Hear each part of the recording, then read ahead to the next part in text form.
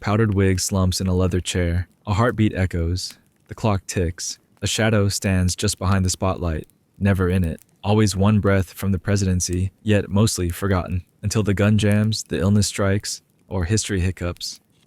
These are the men and one woman who waited, who plotted, who vanished, who reappeared with memoirs, scandals, tie-breaking votes, or nothing at all. Some were kings in exile, others footnotes with pensions. This is the story of America's strangest political understudies. Welcome to every vice president of the United States. John Adams. Before John Adams became the second president of the United States, he became something much stranger first. The first vice president. The title was new. The Constitution was untested. The job? Largely undefined. In 1789, the same year George Washington rode into New York in a borrowed suit to take the oath of office, Adams slipped into the second chair. There was no playbook, no precedent, and very little power. Adams would serve in the role for 2 full terms. 8 years spent not as a commander, not as a legislator, but as something altogether murkier, a constitutional ghost in the machine. He called it the most insignificant office that ever the invention of man contrived, and he wasn't wrong. When the framers gathered in Philadelphia to hash out a government from scratch, they weren't exactly brimming with ideas for what a vice president should do. The Constitution gave the role just 2 powers: to assume the presidency if needed, and to serve as the presiding officer of the Senate. No policy duties, no guaranteed seat in the president's cabinet, no formal voice in executive decision-making. For Adams, a man who had helped write the Declaration of Independence, served as a diplomat in Europe, and considered himself intellectually equal to any man in the room, this was not merely frustrating, it was humiliating. He'd been the runner-up in the 1788 to 89 presidential election, a system that, at the time, awarded the presidency to the candidate with the most electoral college votes and the vice presidency to the second-place finisher. He didn't campaign. No one really did in that era, but the assumption was that Adams, Washington's senior by 3 years and a respected patriot in his own right, would easily take second. He did, but with 77 votes to Washington's unanimous 69, Adams saw a clear and symbolic gulf. The nation wanted Washington and tolerated him. He never forgot it. As vice president, Adams's one constitutional job was to preside over the Senate. In a literal sense, he showed up nearly every day.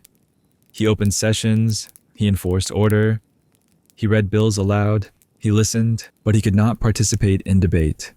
He could not sponsor legislation.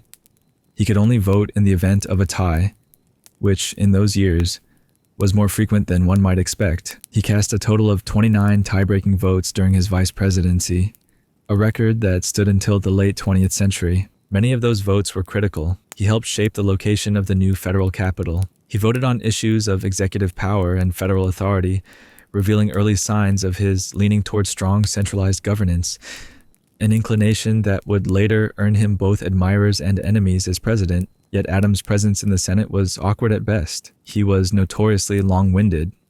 In an era of carefully measured speech and aristocratic restraint, he would lecture senators on Republican theory, Greek philosophy, and personal virtue. Some were amused, most were not. The senators began to avoid speaking when he was present. Behind his back, they mocked his verbosity.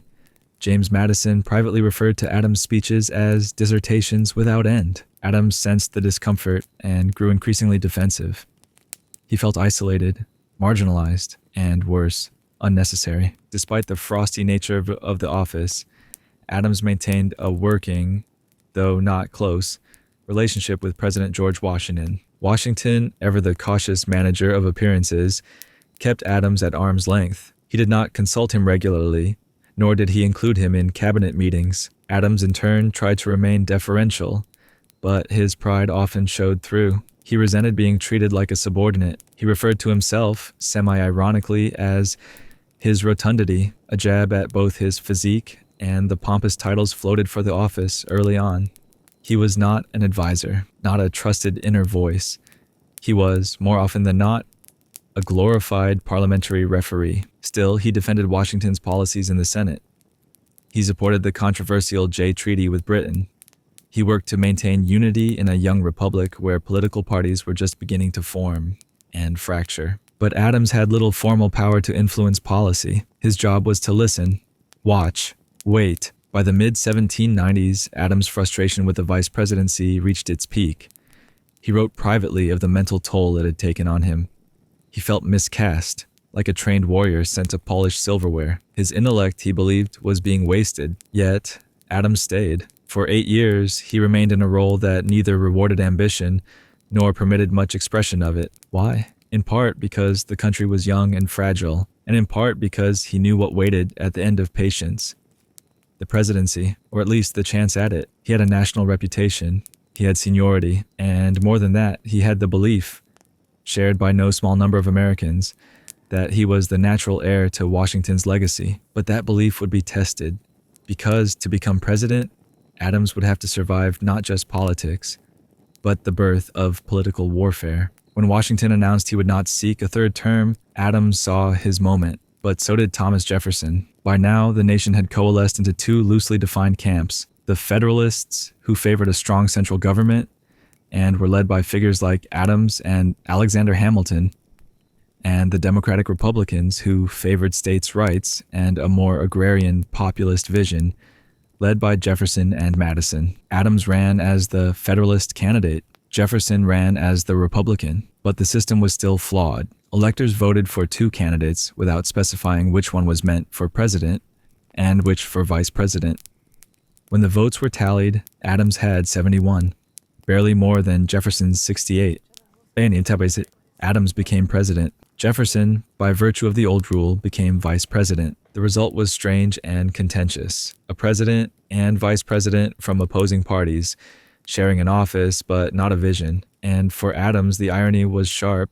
After 8 years of feeling like a man in waiting, he had finally ascended, only to find his second-in-command was now a political adversary with equal claims to the public's favor. Adams' time as vice president is often overshadowed by his presidency, but in many ways, the frustrations of his 8 years in that role shaped the leader he would become. He learned restraint, at times painfully. He learned the importance of institutional order, of procedure, of rules. He saw how ambition without outlet could curdle into resentment, and he witnessed the birth of partisanship from a front row seat. His vice presidency was not defined by legislative triumphs or executive influence. It was defined by patience, by endurance, by the slow, grinding realization that even in high office, power is never guaranteed. It is earned, lost, and sometimes withheld indefinitely. When John Adams finally became president, he did so under a cloud of political tension and personal fatigue. His vice presidency had taught him what it meant to be near power, but never quite within its grasp. His successor would experience something even stranger, because the next vice president, Thomas Jefferson, would sit beneath a president he did not respect, in a government he hoped to dismantle, representing a people he believed had just made a grave mistake. And unlike Adams, Jefferson wouldn't stay quiet. Thomas Jefferson. When Thomas Jefferson became the second vice president of the United States in 1797, it was not by choice, it was by design. A design that was already malfunctioning. He had run for president, he lost.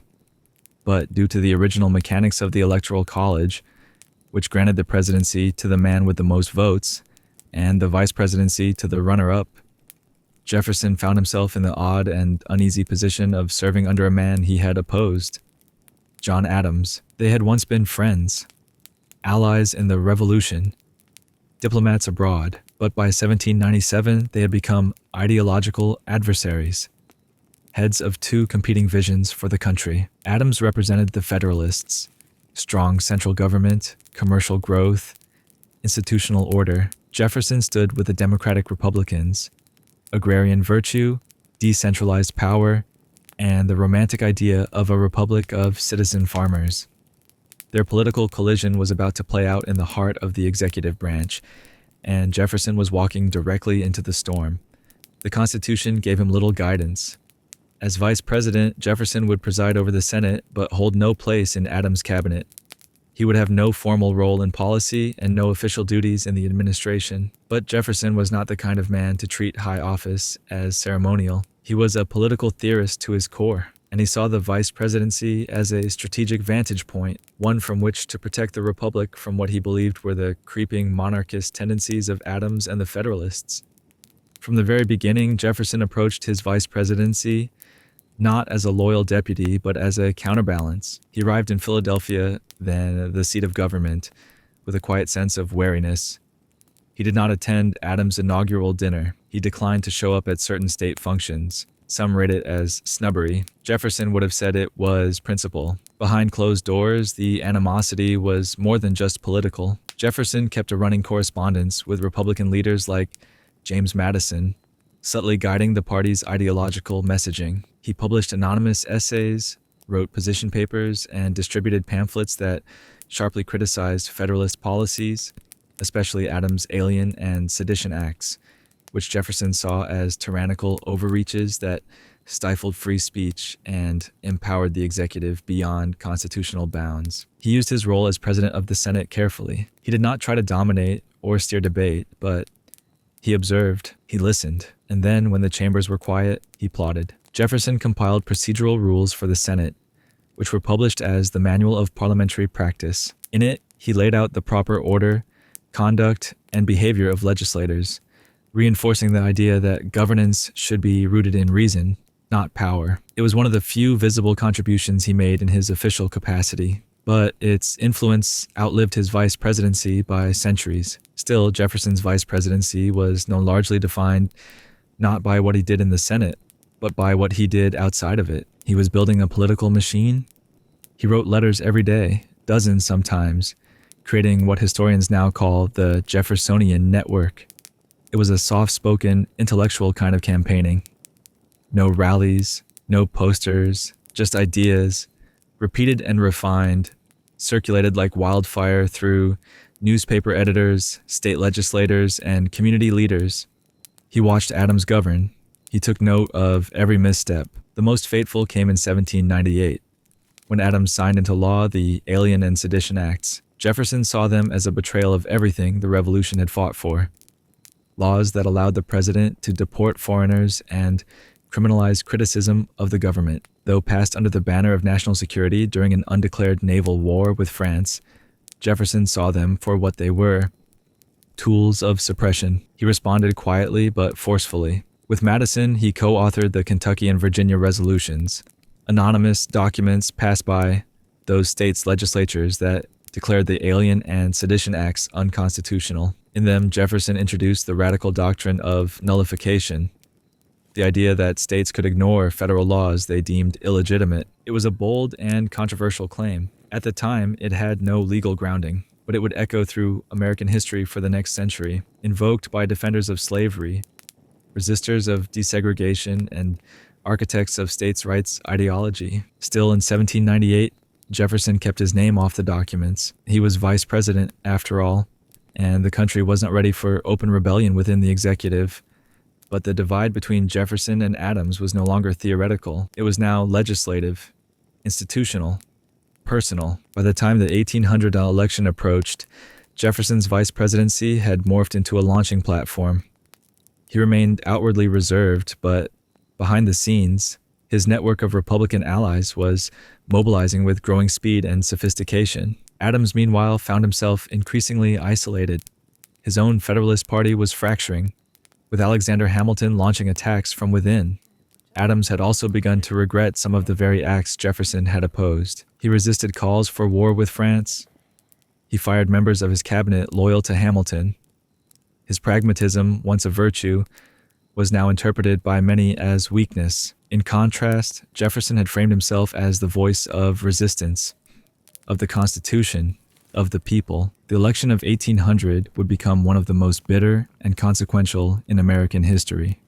It ended in a tie between Jefferson and his own running mate, Aaron Burr, a flaw in the Electoral College that sent the vote to the House of Representatives. After 36 ballots, Jefferson emerged victorious. He would finally become president. Burr would become his vice president. Again, not by choice, but by constitutional design. Jefferson's time as vice president had been marked by calculation, restraint, and ideological war waged with ink instead of power. He had served in the executive branch while publicly opposing many of its actions. He had used the office not to support the president, but to succeed him.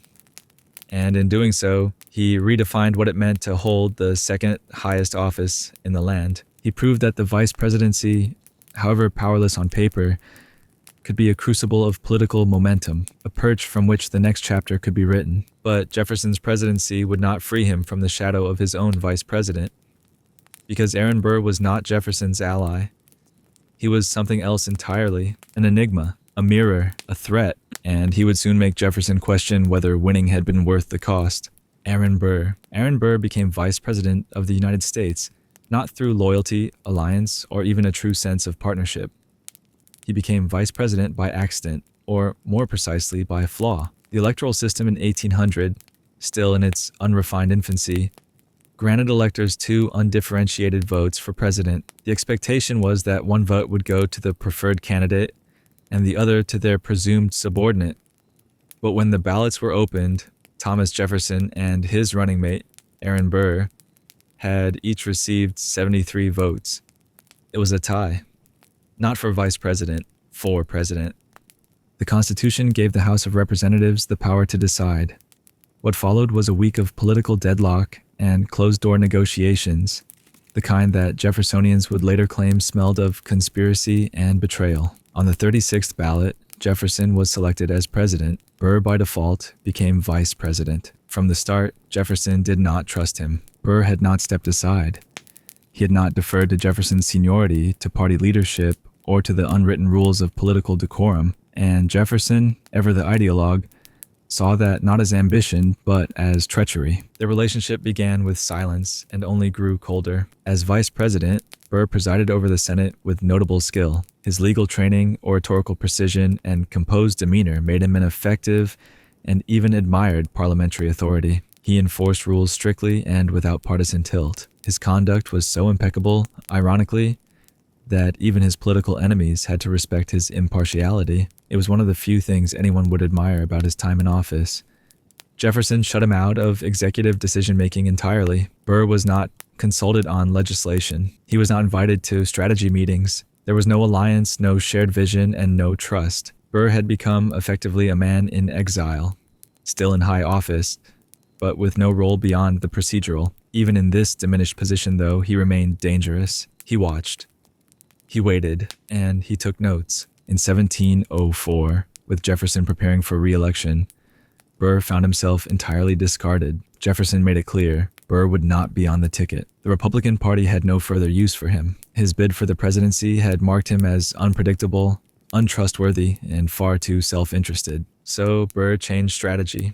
He returned to New York and attempted to rebuild his political base by running for governor. He lost badly and blamed his defeat on a smear campaign, allegedly orchestrated by another rising star of the early republic, Alexander Hamilton. The resulting duel would become Burr's defining act. On the morning of July 11th, 1804, Burr and Hamilton met in Weehawken, New Jersey. Burr shot Hamilton in the lower abdomen, mortally wounding him. Hamilton died the next day. The political fallout was swift and catastrophic. Burr was charged with murder in both New York and New Jersey, though neither case went to trial.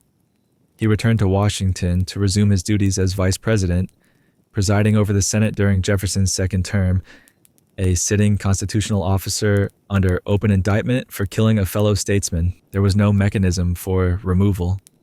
There were no formal consequences, and so Aaron Burr became the only vice president in American history to kill a man in a duel while in office and still complete his term. The remaining months of his vice presidency were cloaked in silence and public disdain.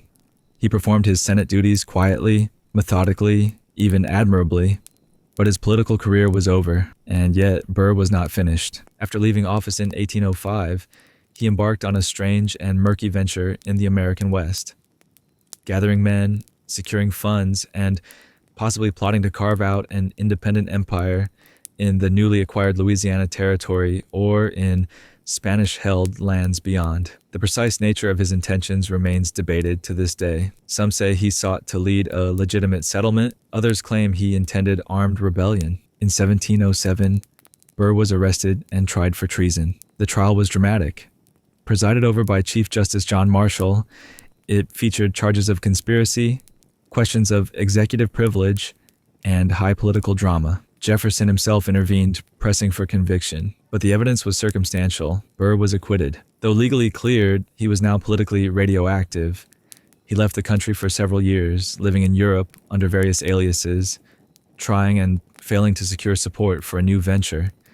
He returned to New York in 1812, disbarred, disgraced, and bankrupt. Aaron Burr's vice presidency was both powerful and powerless. In his hands, the office proved how much damage could be done with so little formal authority. He had no allies in the cabinet, no friends in the president's circle, no real influence over legislation, and yet his shadow loomed large. A duel, a trial, a threat of insurrection. He tested the boundaries of the republic and found that many of them didn't yet exist. The nation had not been prepared for a vice president who acted like a rival sovereign. Burr had become, in effect, a rogue node in a fragile system, one that had not accounted for ambition without loyalty. If Jefferson's vice presidency had been a quiet rebellion from within, Burr's was open defiance from the outside. And still, the republic survived. Barely. But if Burr revealed the risks of unchecked ambition in the second chair, the man who followed him, George Clinton, would reveal something else entirely. What happens when the vice president fades almost entirely from view? George Clinton took office as Vice President of the United States in 1805, the same year Aaron Burr left it in disgrace. Where Burr had electrified the office with drama, Clinton would dim the lights entirely. If Burr was the most volatile occupant the vice presidency had seen, Clinton would be the most inert, not lazy, not incompetent, simply indifferent to the national stage. And yet, despite his passivity, or perhaps because of it, he would become the first vice president to serve under two different presidents, first under Jefferson, then under Madison. Quietly, without ceremony or much consequence, Clinton endured. He was not a man of ambition, he was a man of habit. At 70 years old, when sworn in, Clinton was already a legend in New York politics. He had served as governor of the state for over 2 decades, shaping it more than almost any other single figure. He had a strong anti-federalist pedigree, had opposed the ratification of the Constitution, and was fiercely protective of state sovereignty. That made him a symbol, a name Republicans could rally around to balance out Jefferson's national profile with something more localized, more rooted in the skeptical traditions of early American federalism. But when he assumed the vice presidency, he did not arrive with an agenda. He did not wish to challenge Jefferson, nor did he wish to advise him. He simply wanted to fulfill the office as it was written, an office that, once again, carried few formal responsibilities. Clinton presided over the Senate dutifully, but made little effort to influence its deliberations. He rarely delivered tie-breaking votes and showed no interest in expanding the scope of the role. Unlike Adams, who had found the office beneath him, or Jefferson, who had used it as a political fulcrum, Clinton regarded the vice presidency as something static, ceremonial, marginal, and it largely remained that way. During Jefferson's second term, Clinton's presence was subdued. The administration focused on foreign relations, trade tensions, and the growing strain between Britain and France. Jefferson had already shaped the Republican Party in his image, and Clinton's contributions were largely symbolic, a bow to the more states' rights faction of the party and a nod to geographic balance. When Jefferson declined to seek a third term, Clinton did not mount a serious bid for the presidency. There was some support for him in New York, and among old guard Republicans who distrusted Madison's ties to Jefferson and the national faction of the party, but Clinton lacked the energy, the machinery, and the interest to campaign aggressively. Instead, he stayed on the ticket, this time under James Madison. It was an unusual arrangement. Clinton became the first vice president to serve under 2 different presidents, an arrangement made possible by his political neutrality. He had made few enemies. He had taken no controversial stances. He was, in many ways, a placeholder that the party could agree on, but his second term would not be as quiet as his first. Tensions were rising across the Atlantic. Britain and France were both seizing American ships. Calls for war grew louder. Madison, a measured man by nature, tried to chart a course through diplomatic pressure and economic sanctions. But Clinton increasingly found himself out of step with the administration. He opposed many of Madison's policies, particularly those that expanded federal power. And while he did not attack Madison publicly, he became a quiet center of opposition. In 1811, his name was floated as a possible alternative to Madison for the presidency, a challenge from within the party itself. He did not publicly endorse or reject the idea, but the signal was clear. Clinton was no longer merely a symbolic vice president. He was becoming a figurehead for those who believed the Republican Party had drifted too far from its anti-federalist roots. Still, Clinton made no real move to unseat Madison. His political instincts remained more passive than aggressive. He was, by temperament, a man of endurance, not initiative. By the time of Madison's re-election campaign in 1812, Clinton was back on the ticket once more. He was 72 now. His health was deteriorating. He presided over the Senate with less frequency. His presence in cabinet deliberations, never substantial, vanished entirely. And then, just months into his second term as vice president under Madison, George Clinton died in office. He became the first vice president in U.S. history to do so. There was no constitutional guidance on how to fill the vacancy. There was no line of succession for the vice presidency. For nearly 3 years, the office remained empty. Clinton's death revealed another weakness in the still evolving American system. No provision existed for replacing a vice president mid-term. It would not be addressed for over 150 years until the ratification of the 25th Amendment in 1967. Clinton's legacy is difficult to measure. He was neither transformative nor disruptive.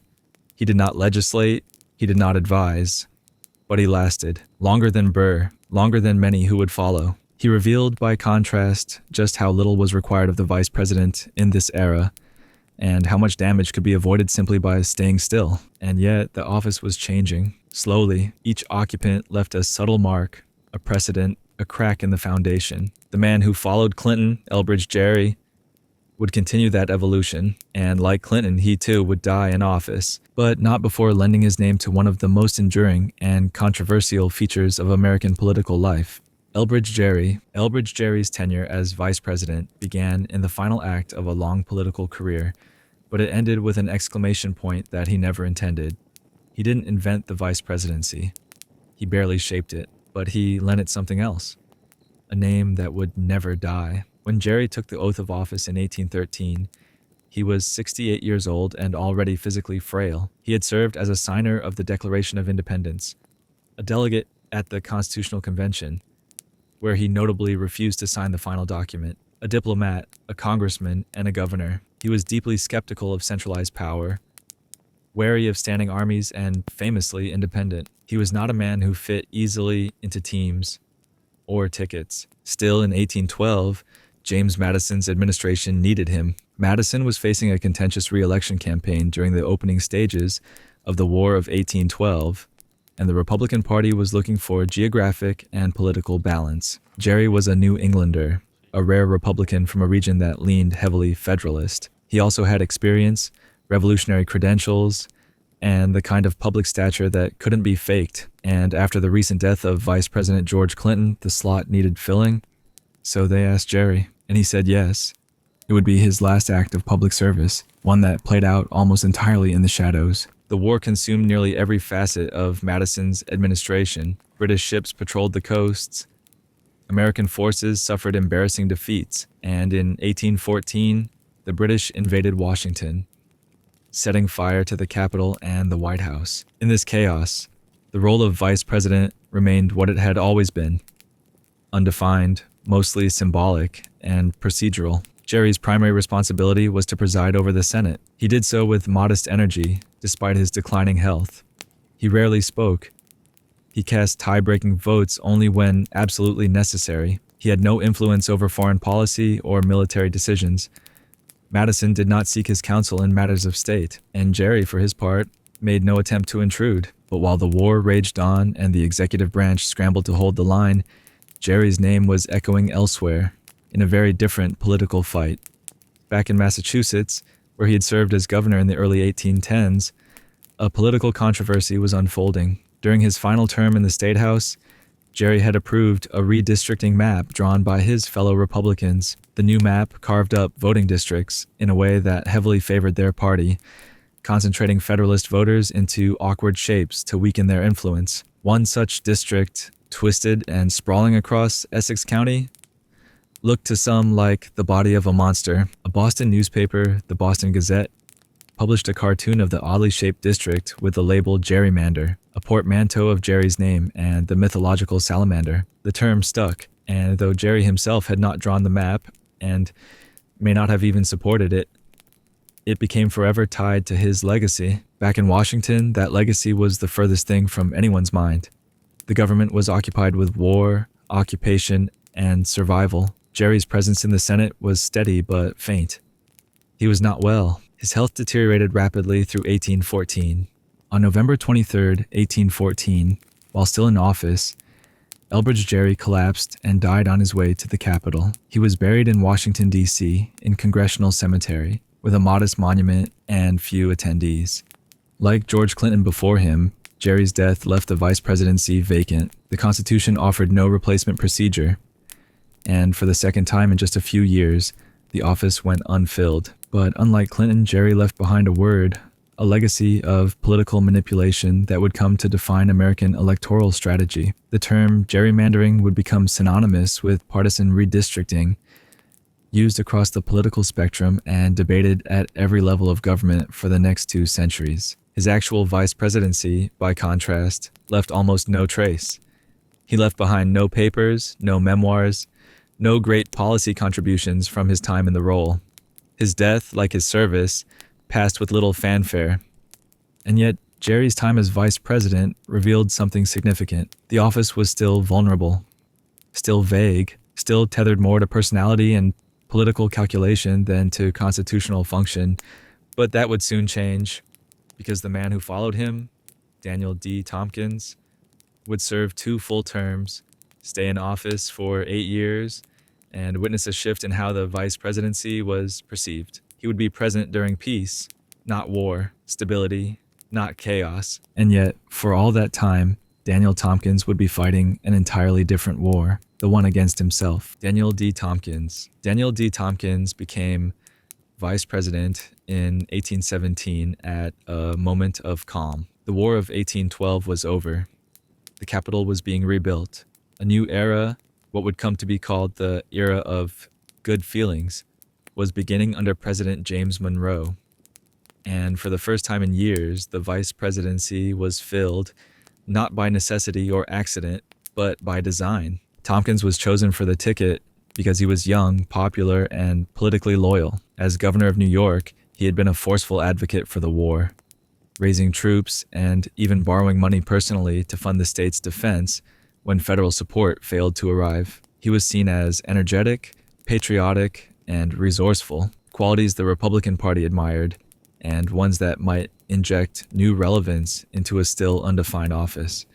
But what they got was something different. Tomkins was inaugurated on March 4th, 1817, at the age of 42, the youngest vice president up to that time. He brought with him a record of bold executive action in New York. He had blocked the importation of enslaved people into the state, expanded education, and built a reputation as a practical reformer. He also brought with him a private burden that would soon eclipse his public duties. Debt, crushing, relentless debt. During the War of 1812, when the federal government faltered in providing New York with defense funds, Tomkins had personally secured loans, some from banks, some from his own accounts, to keep the state militia armed and the frontier defended. The expenditures totaled hundreds of thousands of dollars. Some were officially approved, many were not. After the war, Tomkins expected to be reimbursed, but bureaucratic delays, incomplete records, and political infighting stalled the process. By the time he took office as vice president,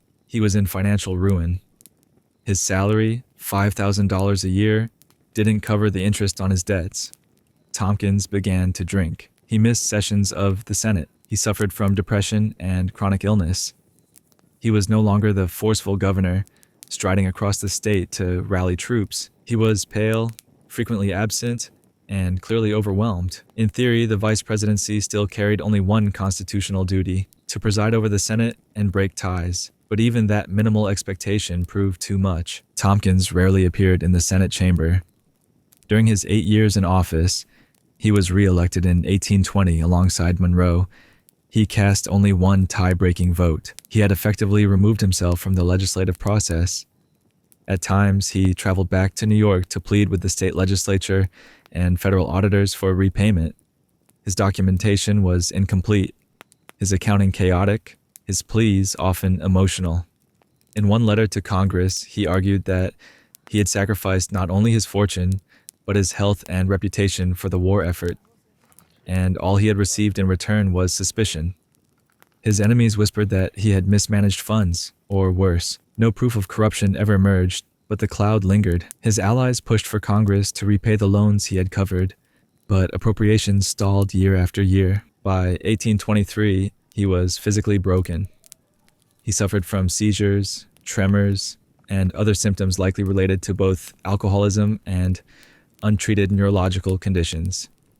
His once promising political future had collapsed into isolation. Monroe rarely consulted him. The Republican Party, now dominant and factionalized, offered him no support. His final year in office was more symbolic than functional, and when his term ended in 1825, he returned to New York not as a triumphant public servant, but as a broken debtor. He died just 3 months later, at the age of 50, and then finally Congress paid the money they owed him. His widow received a settlement of $95,000, an acknowledgement too late that Tomkins had, in fact, sacrificed everything for the war. His legacy is a strange one, not defined by power nor influence nor even scandal, but by failure in the face of impossible demands. He had tried to act heroically at the state level in a time of national crisis, and when the crisis passed, the system he had defended left him behind.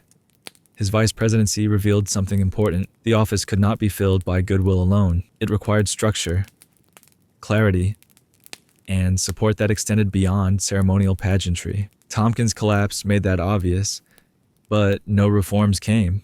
Not yet. Instead, his story passed quietly into the background of early Republic memory, overshadowed by the triumphant narrative of Monroe's presidency and the myth of national unity. But the quiet would not last, because the next vice president, John C. Calhoun, would not go quietly. He would not accept marginality. He would seize the vice presidency as a platform for ideology and then for rebellion. Where Tompkins drank himself into irrelevance, Calhoun would transform the office into a weapon and aim it at the very heart of the Union. John C. Calhoun. John C. Calhoun entered the vice presidency in 1825 with ambition, ideology, and a sense of destiny. 3 things that, historically, had spelled disaster for anyone in the second seat. But Calhoun wasn't interested in quietly presiding over the Senate. He wasn't interested in waiting his turn.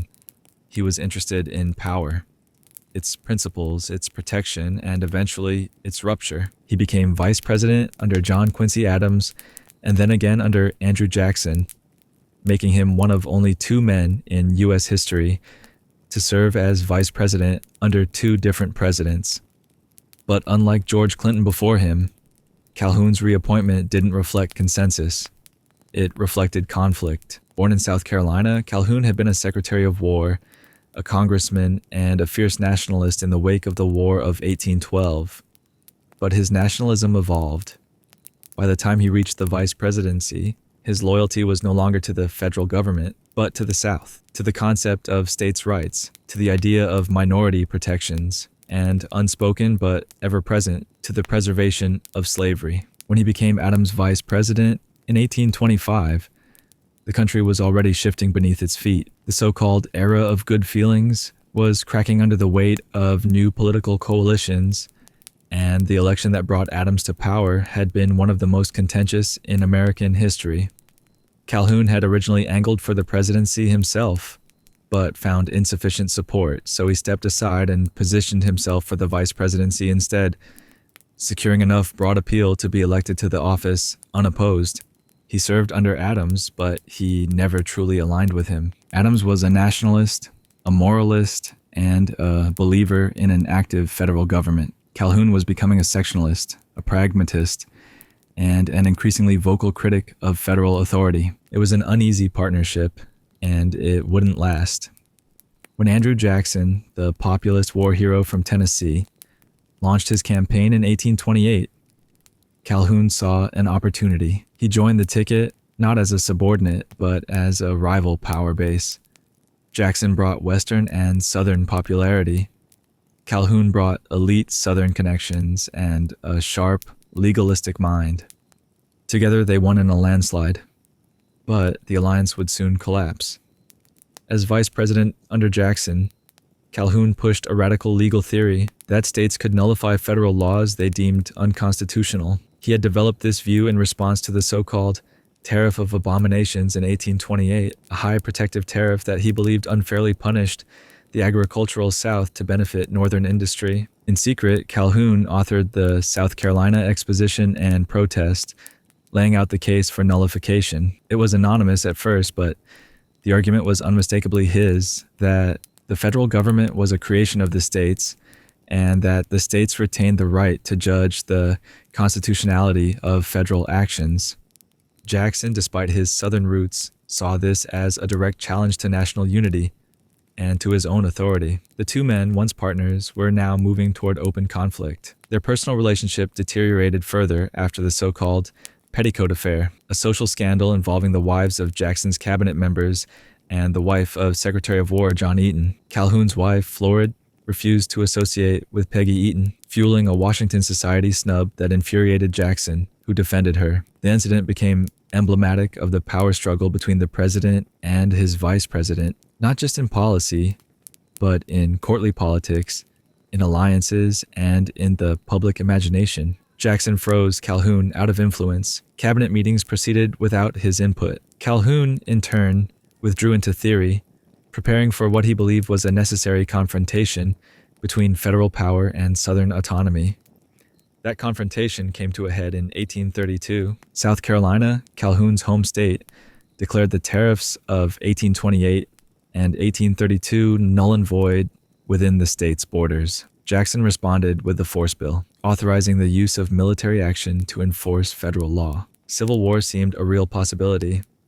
And then Calhoun did something no vice president had done before or since. He resigned. On December 28, 1832, Calhoun left the vice presidency and returned to the Senate, where he believed he could be more effective in defending Southern interests. His resignation was not a retreat. It was a calculated shift in terrain, from the powerless procedural duties of the vice presidency to the loud, ideological battleground of the legislature. The vice presidency, he had concluded, was too small for the cause he had adopted. He would spend the next 2 decades in the Senate, shaping the doctrines that would lead inexorably to secession, nullification, interposition, minority rights, and the sanctity of slaveholding society. But it was as vice president that Calhoun tested the limits of federal cohesion. Where Burr had flirted with separatism through ambition and violence, Calhoun did so through law and rhetoric. He was no rogue. He was an architect. His legacy as vice president is not found in Senate votes or executive influence. It's found in the breach he opened between nationalism and sectionalism, between the Constitution as consensus and the Constitution as compact. He did not see the Union as indissoluble. He saw it as a contract subject to dissolution, and he left the second highest office in the nation to prove it. The man who followed him, Martin Van Buren, would inherit not just the position, but the fallout. He would try to rebuild the coalition Calhoun had fractured, to reunite North and South under the banner of Jacksonian democracy. But first, Van Buren would have to survive Jackson himself. Martin Van Buren. By the time Martin Van Buren became Vice President of the United States in 1833, he had already done much of the job. Behind the scenes, he had crafted the Democratic Party, engineered Andrew Jackson's rise to the presidency, and guided the machinery of American politics into a new form, organized, nationalized, and unapologetically partisan. Now elevated officially to the second highest office, Van Buren finally had the title to match his influence. But if John C. Calhoun had weaponized the vice presidency to split the country in two, Van Buren's role was the opposite, to make it hold. Jackson needed a new second in command. After Calhoun resigned in a flurry of states' rights doctrine and Southern defiance, the president sought someone not just loyal but malleable, someone who understood the mechanics of power but who would not challenge him directly. Van Buren fit that mold perfectly. Born in Kinderhook, New York, to a modest Dutch-speaking family, Van Buren was a different kind of politician. He was not a military man. He was not a philosopher. He was a tactician, a believer in the art of politics as a profession. He had climbed through the ranks, not with firebrand speeches, but with quiet alliances and deft maneuvers. Before becoming vice president, he had served as a Secretary of State, a close advisor to Jackson, and briefly as minister to Great Britain. The last appointment, however, was blocked by Calhoun's tie-breaking vote in the Senate, a personal and political insult that helped solidify Van Buren's place as Calhoun's successor. In 1832, Van Buren was placed on the Democratic ticket with Jackson for his second term. The election was a Jacksonian landslide, and Van Buren took office in March 1833. The vice presidency he inherited was a hollow office, weakened by Calhoun's departure and long defined by absence. But Van Buren didn't see it as a platform. He saw it as a waiting room. He had no illusions about the role's limitations, and he made no effort to overstep them.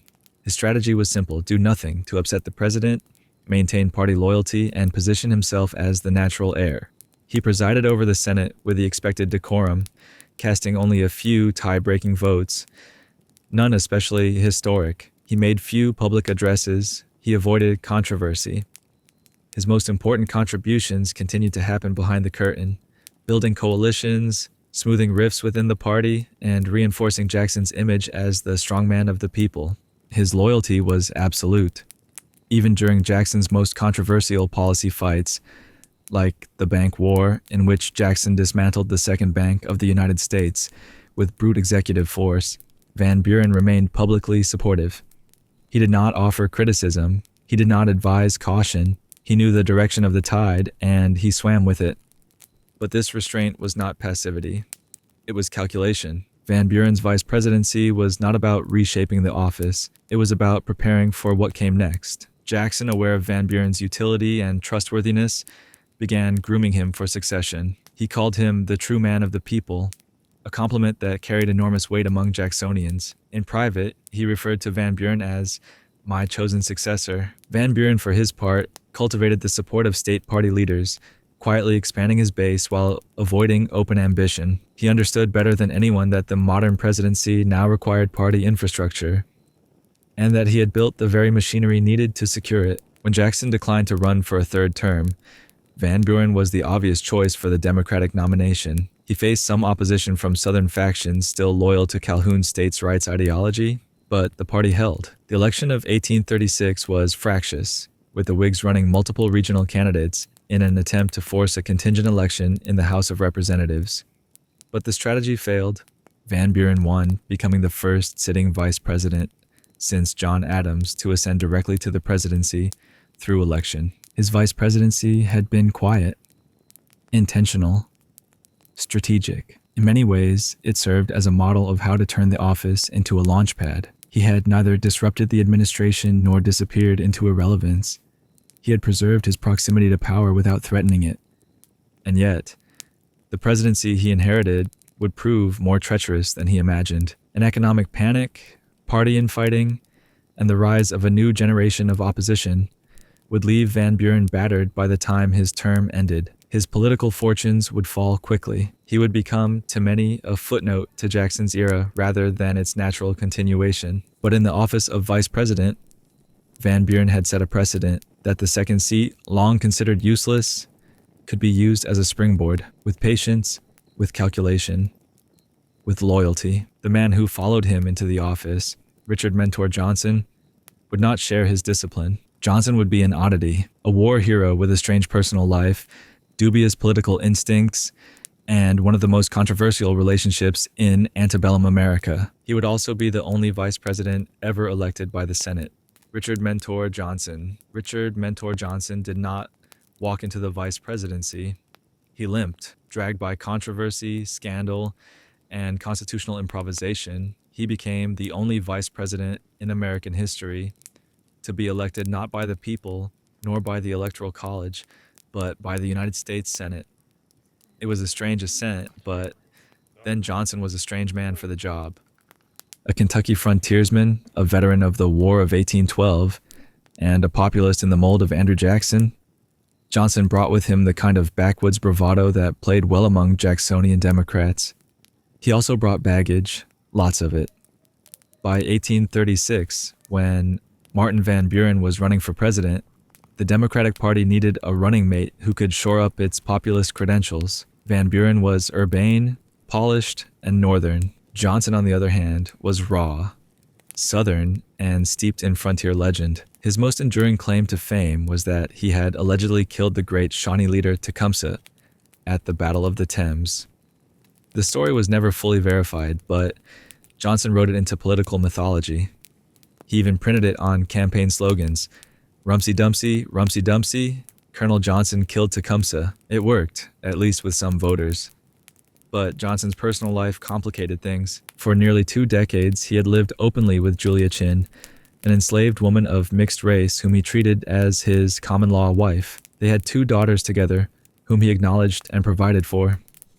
In private life, he treated Chin as a spouse, entrusting her with management of his estate while he was in Washington, involving her in community life, even referring to her as his wife in letters.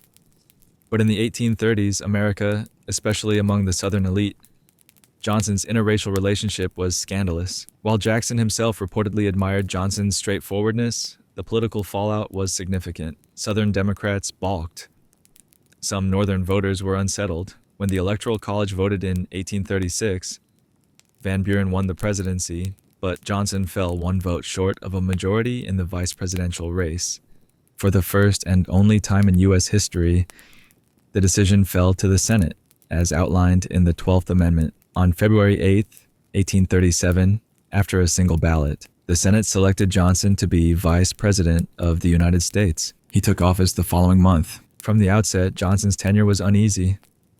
Van Buren did not particularly like him and rarely consulted him. Johnson, in turn, found himself unwelcome among both the political elite and the administration's inner circle. He lacked finesse, had few formal allies, and made little effort to build influence. His one constitutional duty, presiding over the Senate, was performed sporadically.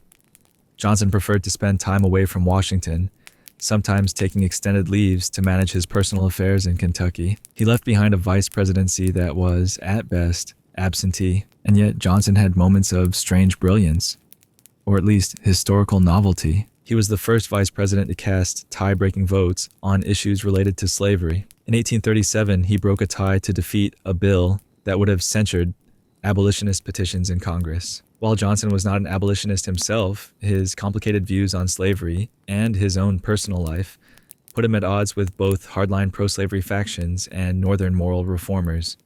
He also attempted, with little success, to use his office as a platform for pet projects, chief among them a national plan for the establishment of military pensions and public education.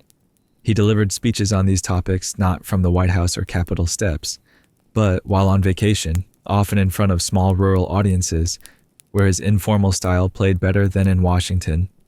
His erratic schedule and lack of influence led to frequent public mockery. Newspapers joked about his absences. Satirists lampooned his Tecumseh story. Even his supporters seemed unsure whether he was a liability or an eccentric footnote. When the 1840 election approached, Johnson hoped to remain on the ticket with Van Buren, but the party, bruised by economic depression and internal fractures, was ready to move on. The Democratic National Convention refused to endorse Johnson for a second term. Van Buren, left without a running mate, ran alone. Another oddity in presidential history, the ticket lost to William Henry Harrison and John Tyler in a decisive Whig victory. After his single term as vice president, Johnson attempted a political comeback. He ran for Congress, he ran for governor. He even tried, in a burst of misplaced confidence, to run for vice president again in 1844. He failed each time. He died in 1850 in relative obscurity. Johnson's vice presidency was less a career peak than a constitutional curiosity. He left no enduring policy legacy, no institutional reform, no major shift in the role of the office. But his presence revealed something important, that the vice presidency, still unstructured and vulnerable to neglect, could be filled by accident as much as by design. That personal scandal, regional politics, and constitutional loopholes could elevate a man more for what he symbolized than what he could accomplish. In many ways, Johnson was a transitional figure. Not a statesman, not a visionary, but a signal that the old ways of selecting vice presidents were unraveling. The man who followed him, John Tyler, would not just take over the second chair, he would take over the first. Because when President Harrison died only a month into office, the nation would face a new and untested question. What happens when the vice president becomes the president? John Tyler. John Tyler was never meant to be president. Not by ambition, not by party design, and certainly not by public consensus. When he was nominated for the vice presidency in 1840, it was a formality, a throwaway balance to William Henry Harrison, the aging Whig war hero with log cabin branding and hard cider slogans. Tyler was a Southern aristocrat, a constitutional literalist, and a former Democrat. The job was symbolic, a nod to Virginia, a decorative afterthought. Then the president died, and John Tyler broke the Constitution, or saved it, depending on who you asked. When Harrison succumbed to pneumonia just 31 days into his term, the shortest presidency in American history, chaos followed. The Constitution was vague on what came next.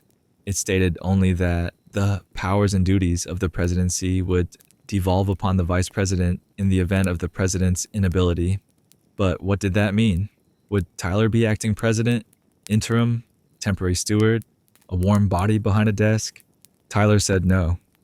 He declared himself president, not acting, not temporary, but full constitutional successor to the office. He moved into the White House. He had himself sworn in.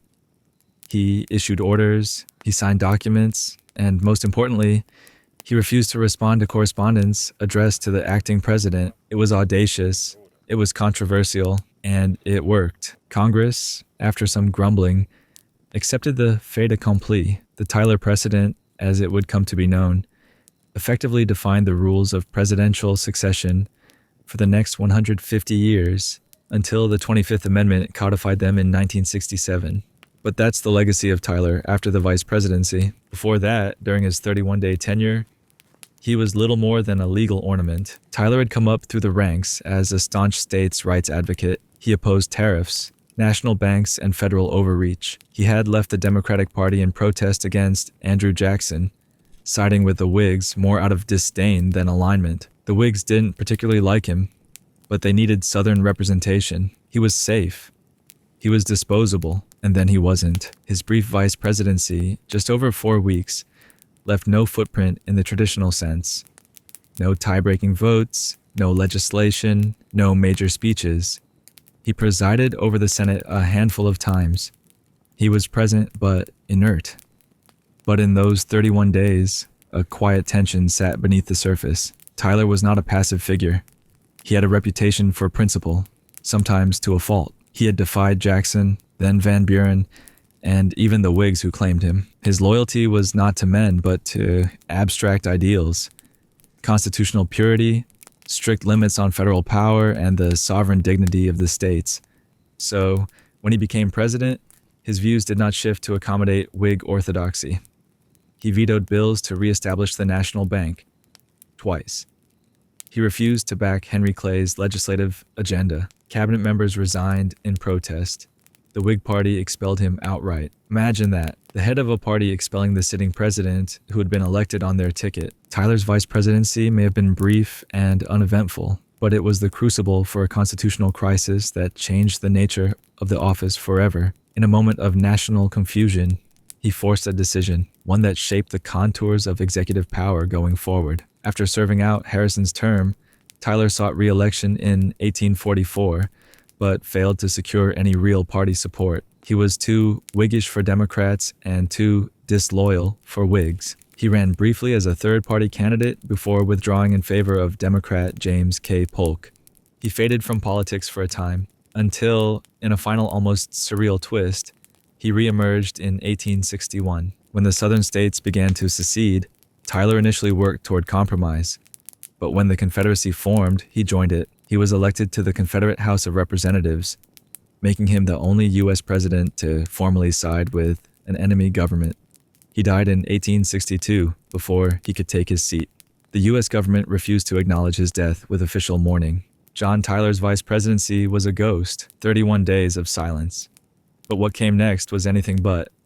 He turned a constitutional ambiguity into a presidential fact. He claimed power not through law, but through action, and forced the country to accept it. The vice presidency would never be the same, and neither would the country, because Tyler's immediate successor, George M. Dallas, would inherit an office now charged with unspoken potential, the knowledge that at any moment the spare wheel could become the engine.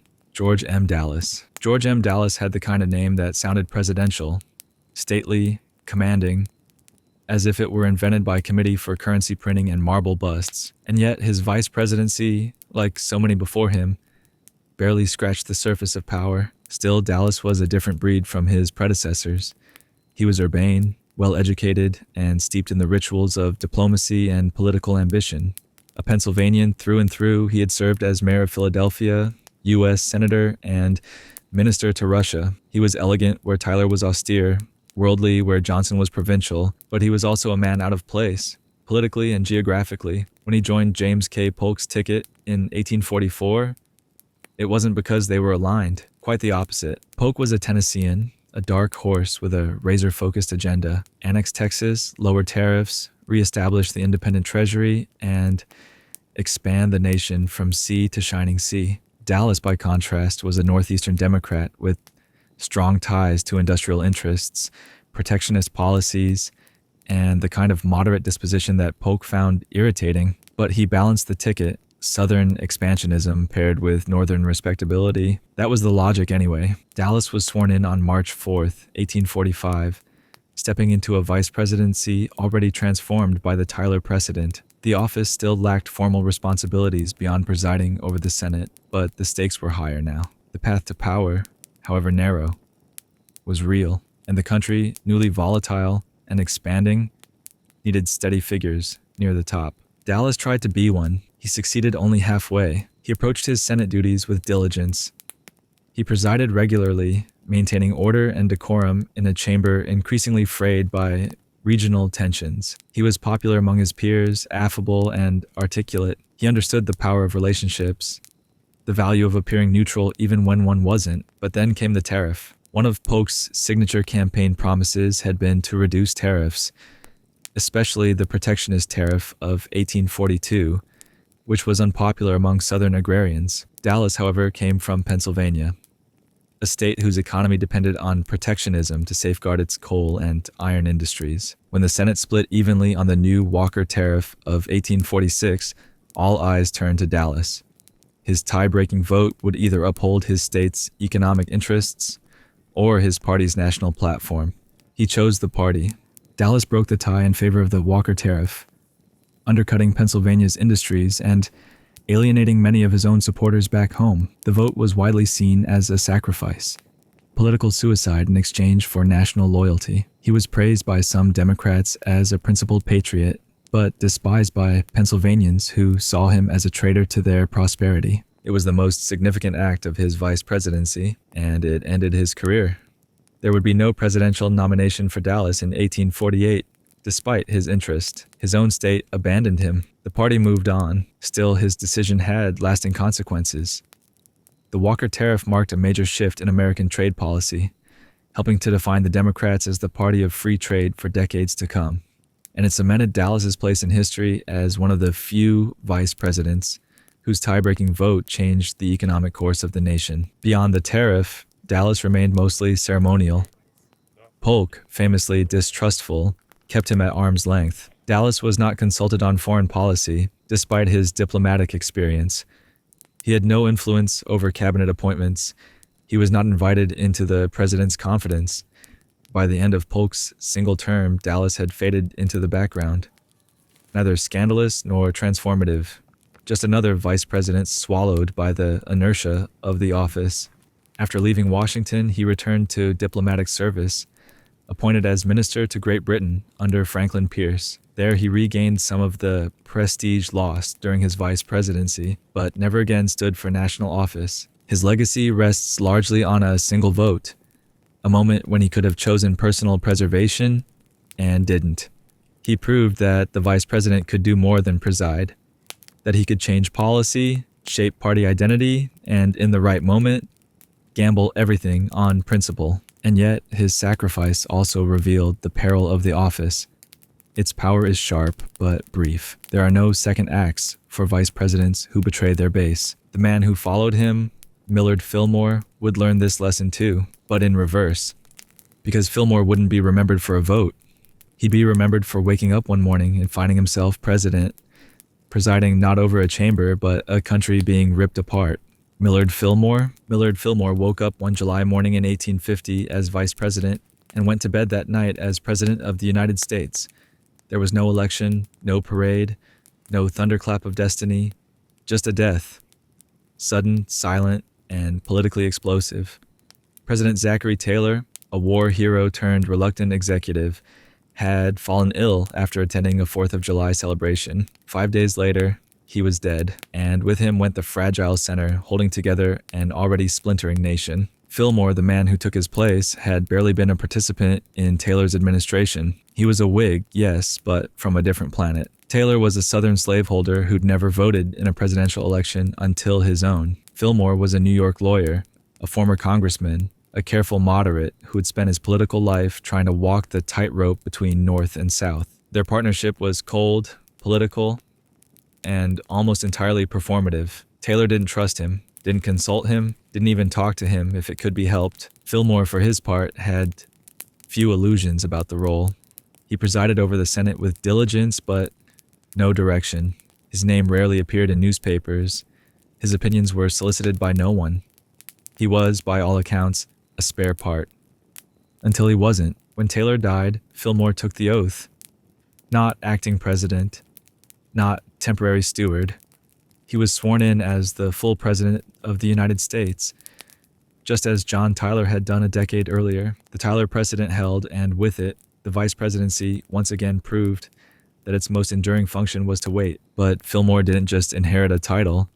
He inherited a crisis. The United States in 1850 was a nation walking a tightrope over a pit of fire. The debate over slavery's expansion into newly acquired Western territories threatened to pull the country apart. Taylor, though a slaveholder, had opposed the extension of slavery into those territories, earning him the scorn of Southern leaders. His death, and Fillmore's sudden elevation, cracked open the door to compromise and to betrayal. Within weeks, Fillmore had aligned himself with the architects of the Compromise of 1850, a sweeping package of 5 bills designed to ease tensions between North and South. Among its provisions, California would enter the Union as a free state. The slave trade, though not slavery itself, would be abolished in Washington, D.C., and, most controversially, the Fugitive Slave Act would be strengthened, empowering federal agents to capture escaped slaves in free states and return them to bondage. It was that last provision that would define Fillmore forever. He signed it into law, willingly, publicly, and without regret. To the North, it was a betrayal. Abolitionists were livid.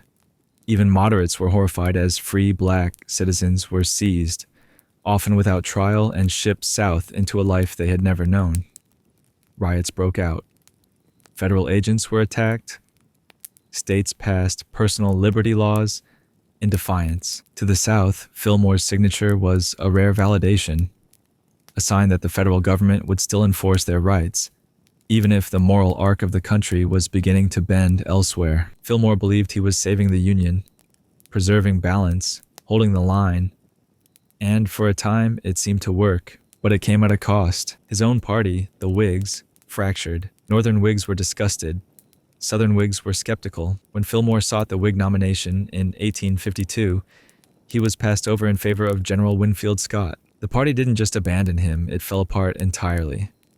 Within a few years, the Whigs would cease to exist, replaced by the new, uncompromising force of the Republican Party. Fillmore returned to private life, but not quietly. In 1856, he re-entered the national scene as the presidential candidate of the Know Nothing Party, a nativist anti-immigrant movement cloaked in the language of American purity. It was a strange coda for a man who once tried to walk the middle line. He won only one state, Maryland, but finished ahead of the collapsing Whigs. It was the last time he would appear on the national stage.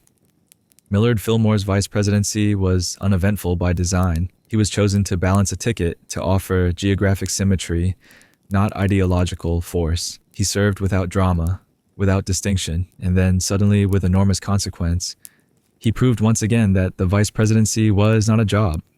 It was a fault line. You stood on it calmly until the earth split beneath your feet. And when it did, you had to decide: jump, run, or fall in. Fillmore jumped. Into compromise, into legacy, into obscurity. The man who followed him, William R. King, would never even get the chance. Because sometimes when history cracks open the door to power, it slams it shut just as fast. William R. King. William R. King had been waiting nearly half a century for the moment. He had served in Congress since the Monroe administration, helped build the Democratic Party from its Jacksonian roots, befriended Andrew Jackson himself, and acted as vice presidential bridesmaid in more elections than most candidates ever contested. In 1852, at long last, his number came up, and then just as quickly, it was over. King was 66 years old when he was elected vice president of the United States on the Democratic ticket alongside Franklin Pierce. He had been a senator from Alabama, a diplomat in France, a president pro tempore of the Senate, and a fixture in the social and political salons of Washington. He had the kind of pedigree that reeked of importance, yet he had always hovered just shy of real power, always respected, rarely decisive. He was called a gentleman. He was called a compromiser, and in whispers, he was called something else. For decades, King had lived in a peculiar domestic arrangement with James Buchanan, future president and then senator from Pennsylvania. The two were so inseparable that they were nicknamed Miss Nancy and Aunt Fancy by contemporary colleagues. They lived together, dined together, and attended events together as a pair. Letters between them hinted at a deep emotional bond, one that has inspired speculation ever since. Whether romantic, platonic, or simply odd by modern standards, the relationship was unusual even in its own time. But by 1852, none of that mattered, at least not publicly. The Democratic Party needed a Southern elder statesman to balance the youthful, relatively unknown Franklin Pierce. King, a devoted Unionist and moderate on slavery, fit the bill. He had supported the Compromise of 1850 and was seen as a steady hand. He was nominated on the second ballot and accepted with reserved dignity. There was just one problem. He was dying. By the time of the election, King was already battling tuberculosis. His health deteriorated rapidly in the months between victory and inauguration. He grew so weak he couldn't remain in Washington. Desperate for a reprieve, he sailed to Cuba, the only place in the Western Hemisphere thought warm and dry enough to give him a fighting chance. It was in Havana, pale and coughing, that King was sworn in as Vice President of the United States on foreign soil. Congress passed a special act to allow it, a first and only in American history. The ceremony took place on March 4th, 1853, administered by a U.S. consul. He was too frail to stand. It didn't matter. The job was already beyond reach. King returned to his plantation in Alabama a few weeks later, carried in a state of near collapse. He died on April 18th, 1853, barely 45 days after taking office. He never presided over the Senate, never met with President Pierce, never occupied the vice president's ceremonial office. He was, in practical terms, a vice president in name only. With King's death, the office once again went vacant, a familiar silence in a role still haunted by absence. The Constitution provided no mechanism for replacing a vice president mid-term. For the next 4 years, the Senate went without its constitutional presiding officer and the country without a backup executive. In that vacuum, the country drifted further into its sectional rift. Pierce's administration flailed. The Kansas-Nebraska Act fractured the Democratic coalition. Violence broke out in the territories. And as the Union began to unravel in earnest, the vice presidency, still shapeless, still vulnerable, seemed increasingly like a cracked pane of glass waiting to shatter. King had waited his entire life for the vice presidency. When he finally reached it, it slipped from his hands. And in that brevity, just a few weeks and one wheezing oath on Cuban soil, he became a symbol of the office itself, ceremonial, tragic, and often irrelevant in the moments when relevance mattered most. But irrelevance would not define the man who came next. Because John C. Breckinridge would not just serve, he would fight, and one day he would be labeled a traitor to the very government he once stood one heartbeat away from leading. John C. Breckinridge. John C. Breckinridge entered the vice presidency at 36 years old, the youngest ever to hold the office. Handsome, eloquent, and alarmingly poised, he arrived not just as a politician, but as a political promise.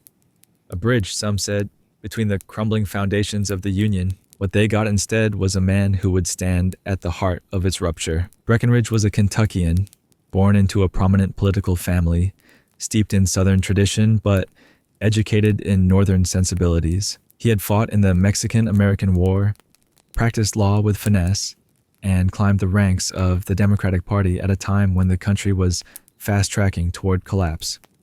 He was a compromise candidate on the 1856 ticket with James Buchanan, an aging Northern statesman chosen to preside, passively, over a country smoldering from the Kansas-Nebraska Act. Breckinridge, with his youth and charm, was supposed to balance the ticket. He did. They won. But victory meant proximity to catastrophe. Sworn in as vice president on March 4th, 1857, Breckinridge took his place in a Senate now functionally transformed into a battlefield. Slavery, expansion, and federal power dominated every debate. He presided with order and grace, maintaining civility in a room where civility had already lost its teeth. His rulings were procedural, not provocative. His tie-breaking votes, while rare, followed party lines. And yet, Breckinridge wasn't content with mere ceremony. He was no wallflower. He gave speeches, rare for a vice president, and used his national platform to call for moderation. His goal was to preserve the Union. His methods, though, would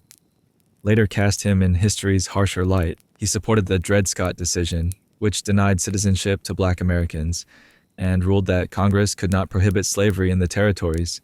He backed pro-slavery measures while still insisting he favored peace. It was the high-wire act of his generation, trying to keep the South loyal by appeasing it, while pretending the Union could remain intact through balance and rhetoric.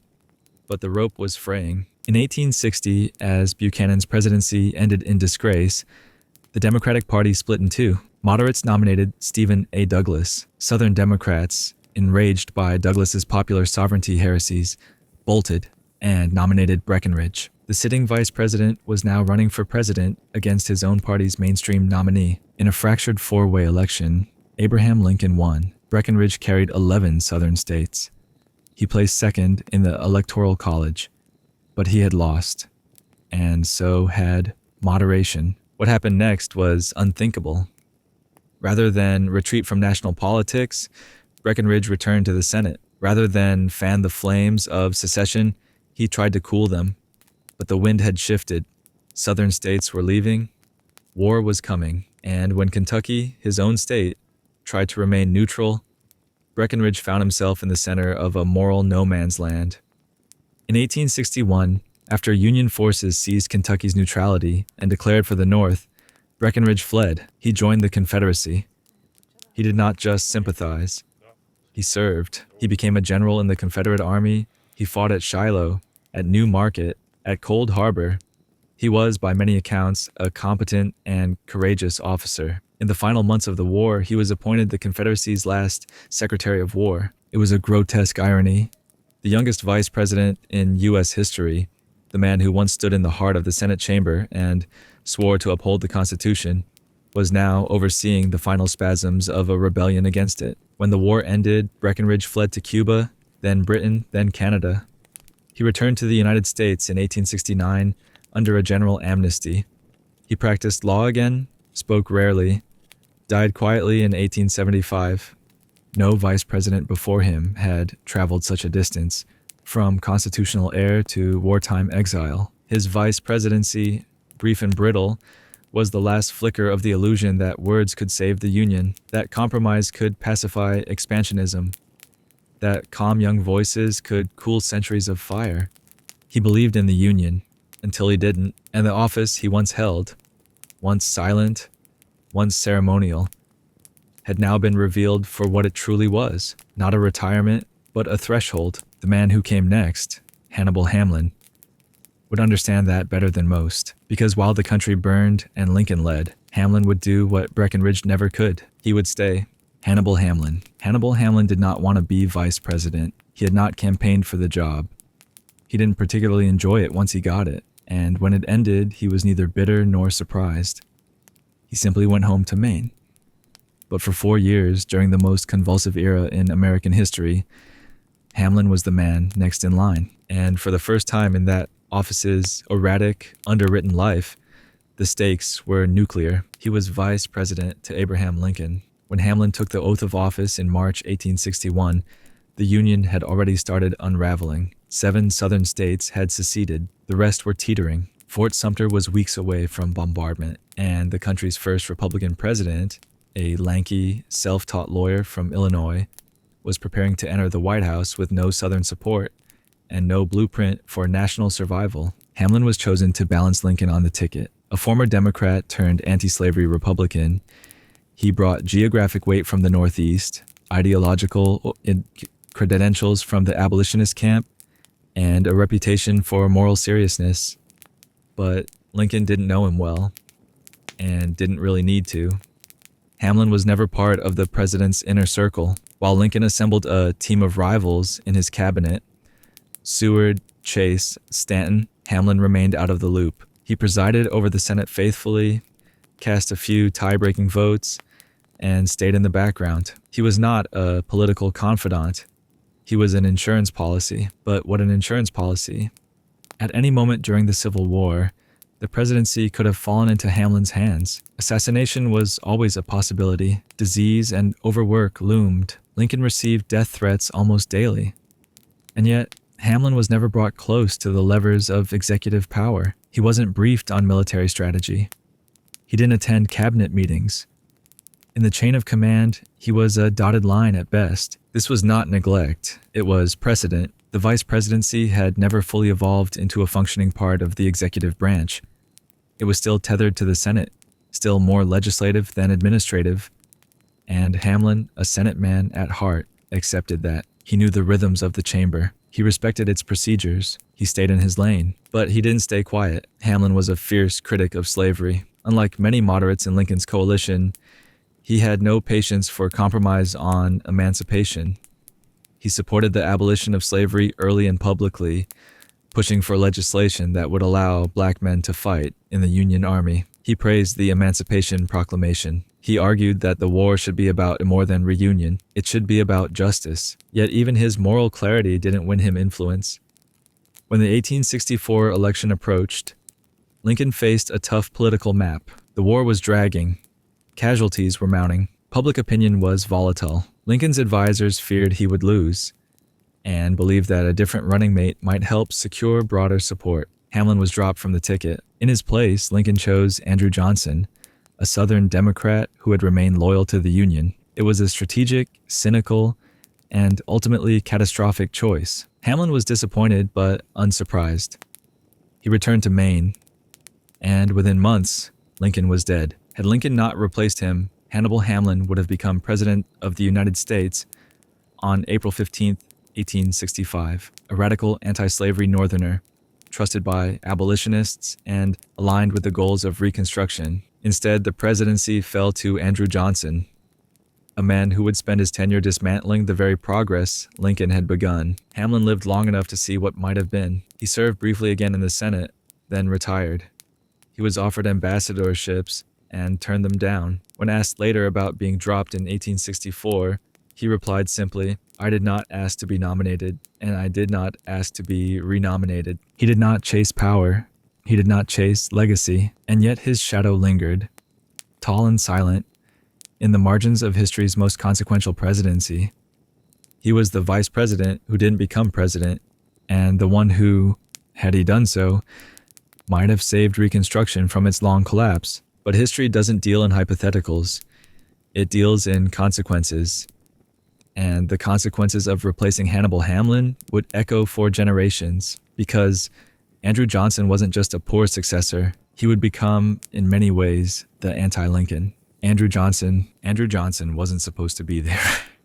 Not in the room when Lincoln died, not in the spotlight of national mourning, and certainly not in the presidency. He was the insurance policy no one wanted to cash in. A Southern Democrat placed awkwardly on a Republican ticket during the most fragile moment in American history. He had been chosen for one reason: loyalty. Johnson, the the only Southern senator who refused to join the Confederacy, had become a symbol of unionism across party lines. So, when Lincoln sought re-election in 1864, running under the hastily stitched together National Union Party, he dropped Hannibal Hamlin, the anti-slavery Republican from Maine, and picked Andrew Johnson, the Southern holdout, the poor white populist, the tailor from Tennessee.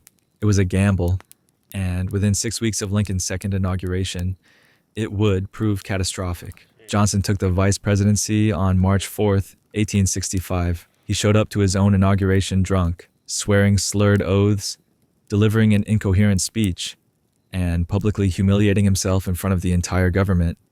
He set the tone for what would follow. Lincoln tried to smooth it over, told his staff that Johnson had been ill, that nerves had gotten the best of him, but Lincoln would never get the chance to correct the mistake. On April 14th, 1865, Lincoln was shot. On April 15th, he died. And just like that, Andrew Johnson was President of the United States. What happened next was not a detour in American history.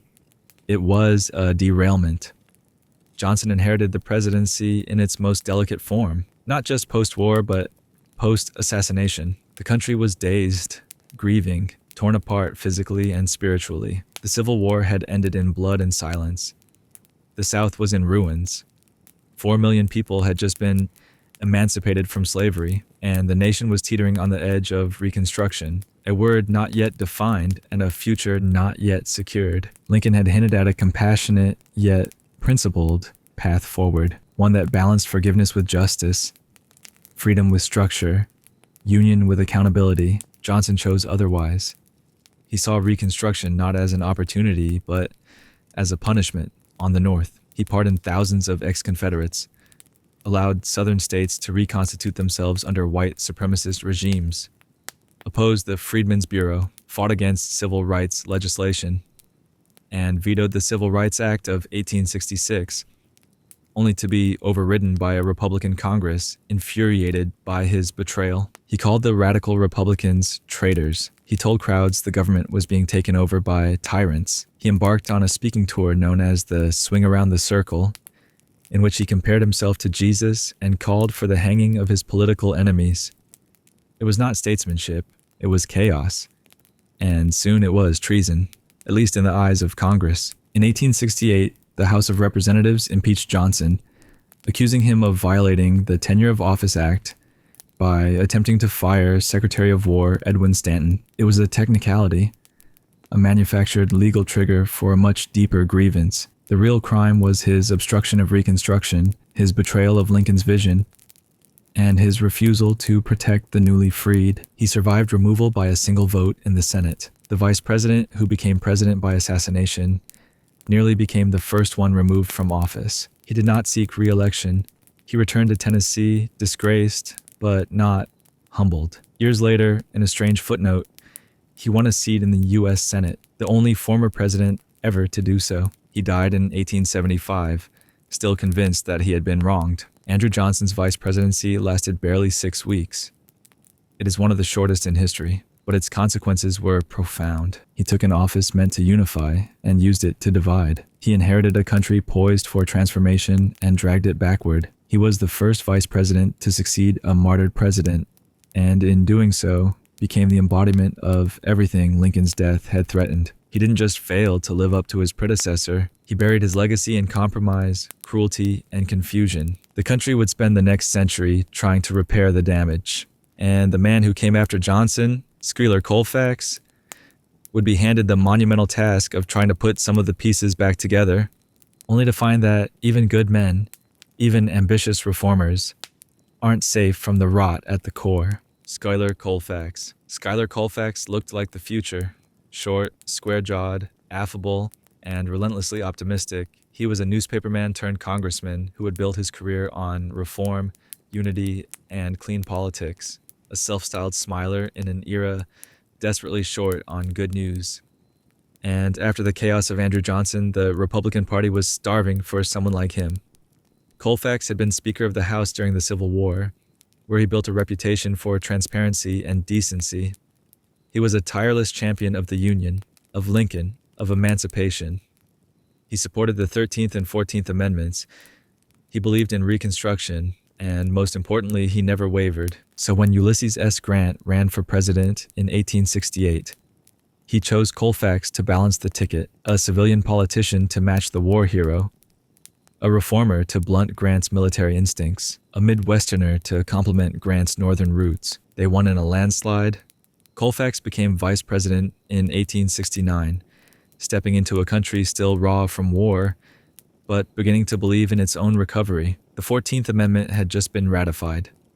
Southern states were being readmitted. Black men were voting and winning office for the first time.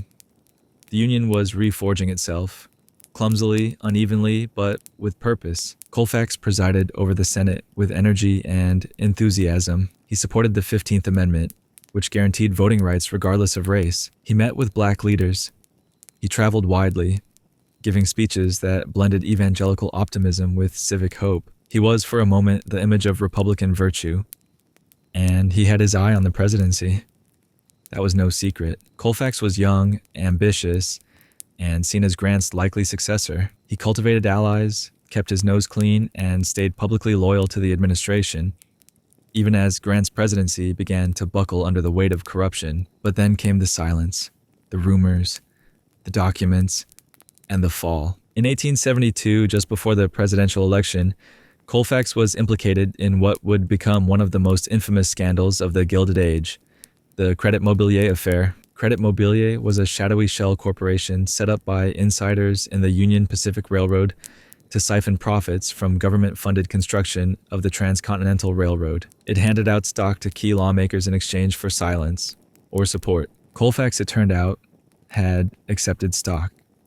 He had denied it, publicly and privately. Then letters surfaced. Testimony followed. His name was read into the congressional record. He wasn't alone. Dozens of politicians were tainted. But for the vice president, who had built his entire reputation on honesty, it was a fatal contradiction. He was not prosecuted. He was not removed. But his political career was over. Grant had already replaced him on the 1872 ticket with Henry Wilson. Colfax returned to private life, humiliated, bitter, and permanently excluded from the pantheon of Reconstruction heroes. The irony was unbearable. He had spent his vice presidency fighting for civil rights, for equality, for national healing.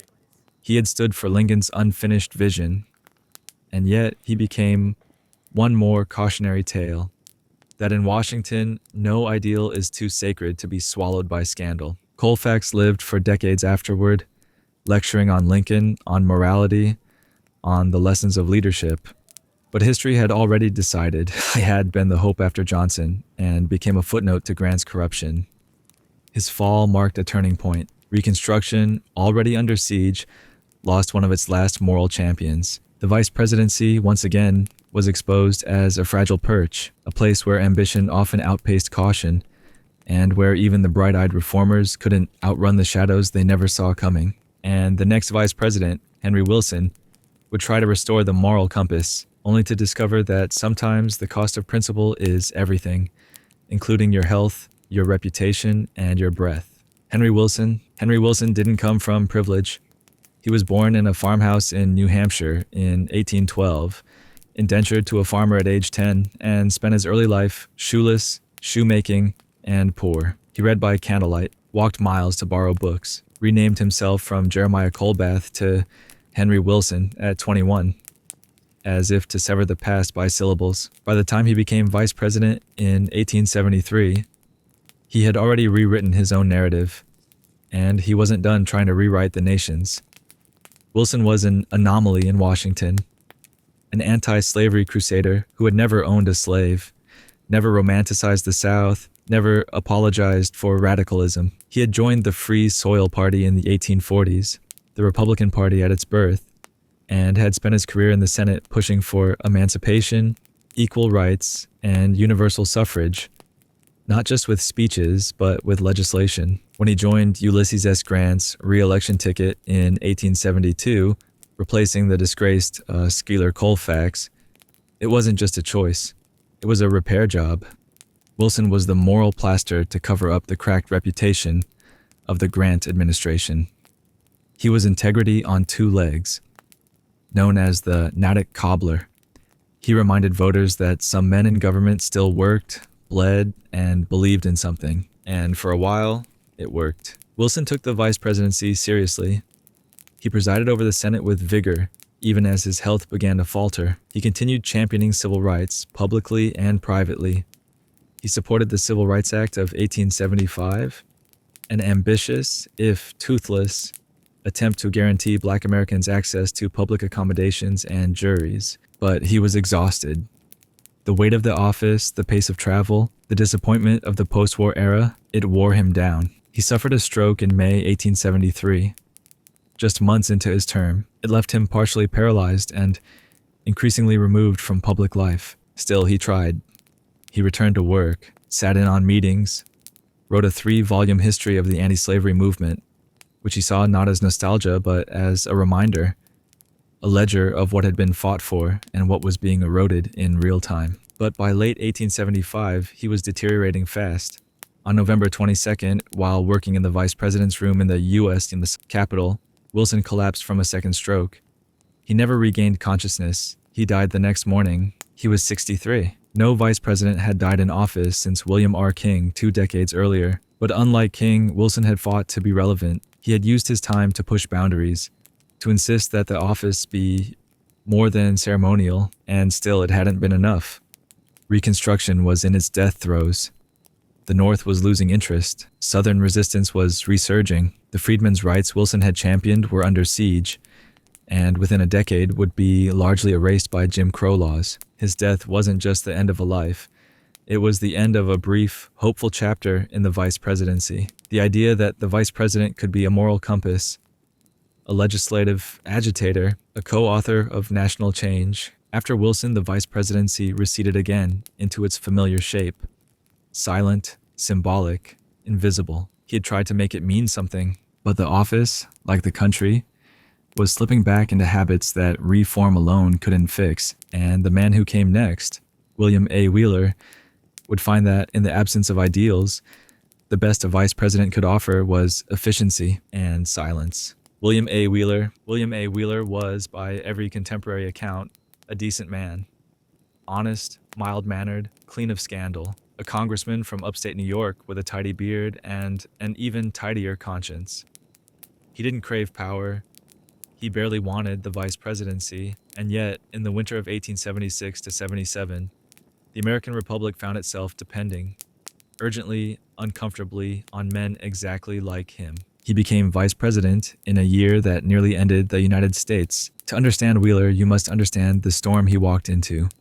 The presidential election of 1876 between Rutherford B. Hayes and Samuel J. Tilden was the most disputed in American history. Tilden won the popular vote. Hayes, the Republican, appeared to have lost until 3 states, Florida, Louisiana, and South Carolina, submitted competing slates of electors. Both sides claimed victory. The Constitution offered no clear answer. The country braced for chaos. Congress created a special electoral commission to resolve the dispute. An uneasy alliance of senators, representatives, and Supreme Court justices chosen to break the deadlock. Wheeler, still a congressman at the time, was deeply involved in the backroom negotiations. What emerged became known as the Compromise of 1877. Hayes would be president. In return, federal troops would be withdrawn from the South, effectively ending Reconstruction. Black political power would be abandoned. The fragile architecture of racial progress would collapse. It was, in plain terms, the beginning of Jim Crow, and William A. Wheeler was nominated for vice president during that same shadowed season. He wasn't the first choice. He wasn't even the second, but he was scandal-free, polite, and Northern. He was the exact opposite of what voters had come to expect from post-war politics. In a country exhausted by corruption and division, Wheeler was a kind of human ceasefire. Sworn in alongside Hayes in March 1877, Wheeler presided over the Senate with professionalism and, true to form, almost no footprint. He did not crave the spotlight. He rarely spoke publicly. He cast a few tie-breaking votes. He fulfilled his constitutional duties to the letter and never wandered beyond them. But in private, he revealed something rare for the office: conscience. Wheeler had opposed the retreat from Reconstruction. He knew what it meant. He had voted against the backroom deals that led to Hayes's presidency. He had spoken out in closed chambers against the abandonment of black Southerners to white supremacist rule. But once the compromise was struck, once the ink was dry, he stayed silent, not out of cowardice, but out of duty. He believed in institutions, in the system, and once the system spoke, he followed it, even when it broke his heart. He was said to be deeply melancholy throughout his vice presidency. His letters from the time are sparse, almost apologetic. He declined all talk of higher ambition. When asked if he would consider a run for the presidency in 1880, he reportedly replied, "This honor does not belong to me. It is enough." He left Washington in 1881, returned to Malone, New York, and never ran for public office again. He died a few years later, quietly and without fuss. There is no grand scandal in Wheeler's vice presidency, no legislation, no crisis, narrowly averted, no defining speech, only a man who believed in the rule of law and watched, helpless as the law abandoned justice. William A. Wheeler was the stillness after the storm, a placeholder in an era where placeholders were needed more than heroes. But the price of that stillness was steep, because what came next was not a return to principle, or action, or reform. It was Chester A. Arthur, a man known mostly for being known and for being loyal to a machine that mistook routine for governance, until of course destiny called again and everything changed. Chester A. Arthur. Chester A. Arthur was never meant to be a heartbeat away from the presidency. He was meant to be the heartbeat Republicans could safely ignore. Before he was vice president, Arthur was a party loyalist, not a statesman, not a thinker, not even particularly ambitious. He was a product of the machine, the New York Republican political machine to be precise, oiled with patronage, greased by loyalty, and powered by spoils. He had been collector of the Port of New York, the most lucrative patronage post in the federal government, doling out jobs in exchange for political fealty. It was legal. It was corrupt. It was Arthur's world, which made his selection as James A. Garfield's running mate in 1880 a compromise and a warning. Garfield was a reformer, a half-breed, a Republican faction opposed to the corruption and patronage systems entrenched in Washington. Arthur was a stalwart, loyal to party boss Roscoe Conkling, whose power in New York was nearly feudal. When Arthur joined the ticket, it wasn't out of ideological alignment. It was to keep Garfield in check, to balance the ticket between reform and reward. It worked. They won. Arthur was sworn in as vice president in March 1881. He had never held elected office before, never written legislation, never governed anything larger than a customs office, and now he presided over the Senate, an ornate figurehead with no illusions of influence. Garfield barely spoke to him, and then came the bullet. On July 2nd, 1881, Garfield was shot by Charles Guiteau, a disgruntled office seeker who screamed, "I am a stalwart, and now Arthur is president." Garfield lingered for weeks in agonizing half-life. Arthur, meanwhile, retreated into silence. The country looked at him with suspicion, dread, and quiet horror. Arthur, this man of the spoils system, this architect of machine politics, was about to become president. Guiteau had given him a presidency soaked in conspiracy. It didn't matter that Arthur had no part in the shooting. The perception stuck. He was devastated. Genuinely, he reportedly wept alone upon hearing of Garfield's death. He knew what the country expected. A crony, a puppet, a corrupt functionary stumbling into power he didn't earn. And then something strange happened. He didn't become that. Sworn in as president on September 20th, 1881, Chester A. Arthur defied every assumption. He distanced himself from Conkling. He embraced civil service reform. He signed the Pendleton Act in 1883, which created a merit-based system for federal employment, undermining the very patronage machine that had elevated him. He renovated the White House, took up late-night walks, grew introspective, refused to seek re-election. He had become a man transformed, not by ambition, but by accident. But back when he was vice president, none of this seemed possible. His vice presidency was 199 days long, almost entirely invisible. He was laughed at in newspapers, snubbed by reformers, resented by his president, and yet he proved, like Tyler, like Fillmore, that the vice presidency is never just a waiting room. It is a crucible, quiet, shapeless, and occasionally redemptive. Chester A. Arthur didn't seek greatness. But when greatness fell at his feet, he didn't run. He stood up. And the man who followed him, Thomas A. Hendricks, would discover how fast that moment of standing could disappear, because sometimes the office doesn't wait for your story. It ends it. Thomas A. Hendricks. Thomas A. Hendricks spent a lifetime chasing the presidency. He had been in the game for decades. Senator, governor, perennial nominee, perennial disappointment. He was, by 1884, the Democratic Party's loyal fallback, always respectable, always passed over. In an era of corrupt bargains and smoky conventions, he seemed incorruptible, unhurried, almost tragic in his persistence. So when the Democrats nominated Grover Cleveland for president, a reform-minded, tight-lipped governor from New York, they needed ballast, a Midwesterner, a seasoned party man, a name that had weathered storms. They turned at last to Hendricks. It would be his final campaign, and his shortest tenure. When Hendricks was sworn in as vice president on March 4th, 1885, he had just turned 66. He looked the part. Broad face, white beard, the slow gravity of age.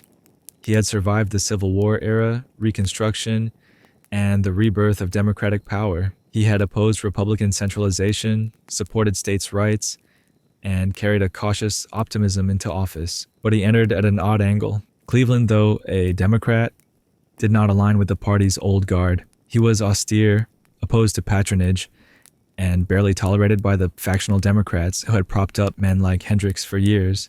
Their partnership was one of necessity, not affinity. Cleveland rarely consulted him. Hendricks, for his part, found himself cut off from real influence. Too old for reinvention, too proud for scheming. He presided over the Senate dutifully, but not often. His health was in slow decline. He made occasional appearances, delivered bland speeches, smiled in photographs. But even in the spring of his vice presidency, it was clear Thomas Hendricks had arrived too late. He died in his sleep on November 25th, 1885, just 8 months into office. No scandal, no crisis, just the slow tapering off of a man who had waited too long for a moment that passed too quickly. With his death, the vice presidency once again went vacant. There was still no mechanism for replacing a deceased vice president. The Senate went on without its presiding officer. The country barely noticed. Hendricks became the second vice president to die in office within a decade, after Henry Wilson, and the sixth overall. His passing raised no alarms. No sweeping tributes, just another silent vacancy in an office still struggling to be seen as necessary, or even particularly useful. But Hendricks did leave something behind. He was the last echo of a certain kind of antebellum Democrat. Conservative but not reactionary, moralistic but not moralizing. He had no great legacy, no enduring speeches, but he reminded the country in his final act that even the patient can miss their hour. And the man who would eventually succeed him, Levi P. Morton, would find the opposite problem. Because sometimes you do get your moment. You just don't know what to do with it when it comes. Levi P. Morton. Levi P. Morton looked like money. Polished, dignified, and reliably bland. He was the embodiment of Gilded Age respectability. Wealthy without vulgarity, political without ideology, famous mostly for being uncontroversial. If the late 19th century vice presidency had a mascot, it might have been him. All protocol, no power. By the time he became vice president in 1889, Morton had already made his fortune. Born in Vermont, he made his way to Wall Street, co-founding a successful banking house and becoming one of the premier Republican fundraisers of his day. Politics came later, as it often did for rich men then. He served as a U.S. congressman, then as minister to France under President James Garfield. His greatest contribution in that role, helping to place the final rivet in the Statue of Liberty. That's not a metaphor. He literally hammered it in. When Benjamin Harrison sought the presidency in 1888, Morton was chosen to balance the ticket. He brought Eastern money, a diplomatic resume, and, perhaps most importantly, no enemies. In a party fractured by ego and memory, he was safe. They won. Morton became the 22nd Vice President of the United States, and then, like so many before him, he vanished into the wallpaper of Washington. He presided over the Senate with punctuality and politeness. His journal is filled with brief notations: who he dined with, which foreign dignitary visited, the day's prayer. He cast no tie-breaking votes. He gave no memorable speeches. His public statements were always graceful, never gripping. The The newspapers called him a model of refinement, which in the vice presidency was often code for doing nothing visibly wrong. To his credit, Morton didn't try to be more than he was. He understood the limits of the office. He didn't challenge Harrison.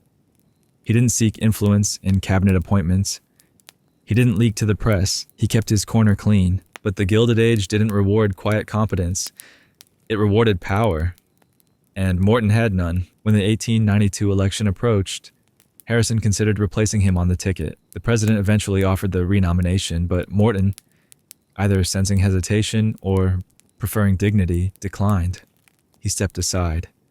And in an odd twist, that wasn't the end. 4 years later, Morton ran for governor of New York and won. In Albany, freed from the ornamental constraints of the vice presidency, he governed effectively, if cautiously. He focused on tax reform and infrastructure. He vetoed corrupt legislation. He still wasn't thrilling, but at least he was consequential. Then, as quietly as he had appeared, he left public life. He died in 1920 at age 96, the longest living vice president in history until Nelson Rockefeller broke that record. Levi P. Morton never expected the presidency, and it never came knocking. He was a man of order, not ambition. His tenure as vice president was emblematic of the role's late 19th century status, a ceremonial seat filled by a man who knew better than to pretend it mattered.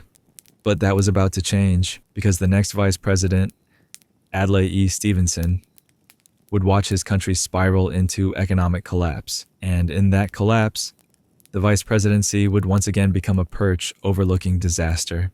Adlai E. Stevenson I, Adlai Ewing Stevenson, was not a revolutionary. He didn't want to break things. He wanted to run them smoothly, predictably, and preferably with as little noise as possible. A lawyer by trade, a bureaucrat by temperament, and a Democrat of the old-school mold, he entered the vice presidency in 1893 not as a rising star, but as a known quantity, which was exactly the point.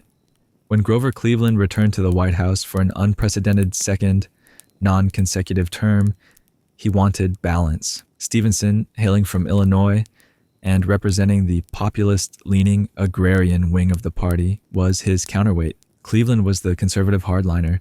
Stevenson was the soft-spoken crowd-pleaser. It was an elegant pairing, on paper, but then the economy imploded. The Panic of 1893 hit just as Cleveland and Stevenson took office. It was the worst depression the United States had ever seen. Banks failed, railroads collapsed, millions lost their jobs, bread lines formed, strikes erupted, the country staggered, and into this chaos stepped the vice president, not as a policymaker, but as a symbol. Stevenson, of course, had no real power to address the crisis. That fell to Cleveland, and Cleveland's approach was cold steel. He opposed silver coinage. He upheld the gold standard. He rejected calls for inflationary relief. In other words, he doubled down on economic orthodoxy while the nation starved.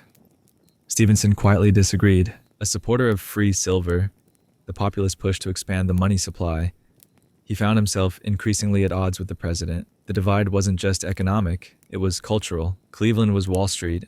Stevenson was Main Street. And while Cleveland never sought Stevenson's counsel, Stevenson never pushed for a seat at the table. Their relationship cooled into silence. In the Senate, Stevenson presided with his usual civility. He cast no tie-breaking votes. He made no enemies. He made few impressions at all. But in the growing populist movements, especially in the South and Midwest, he retained credibility. Not for what he did, but for what he didn't. He didn't back Cleveland's hardline suppression of the Pullman strike. He didn't parrot the administration's disdain for labor. He didn't sneer at William Jennings Bryan and the rising tide of silver Democrats. He simply watched, listened, waited. In 1896, Stevenson's name was floated for the presidency. Bryan ultimately took the nomination. Stevenson, dignified as ever, stepped aside.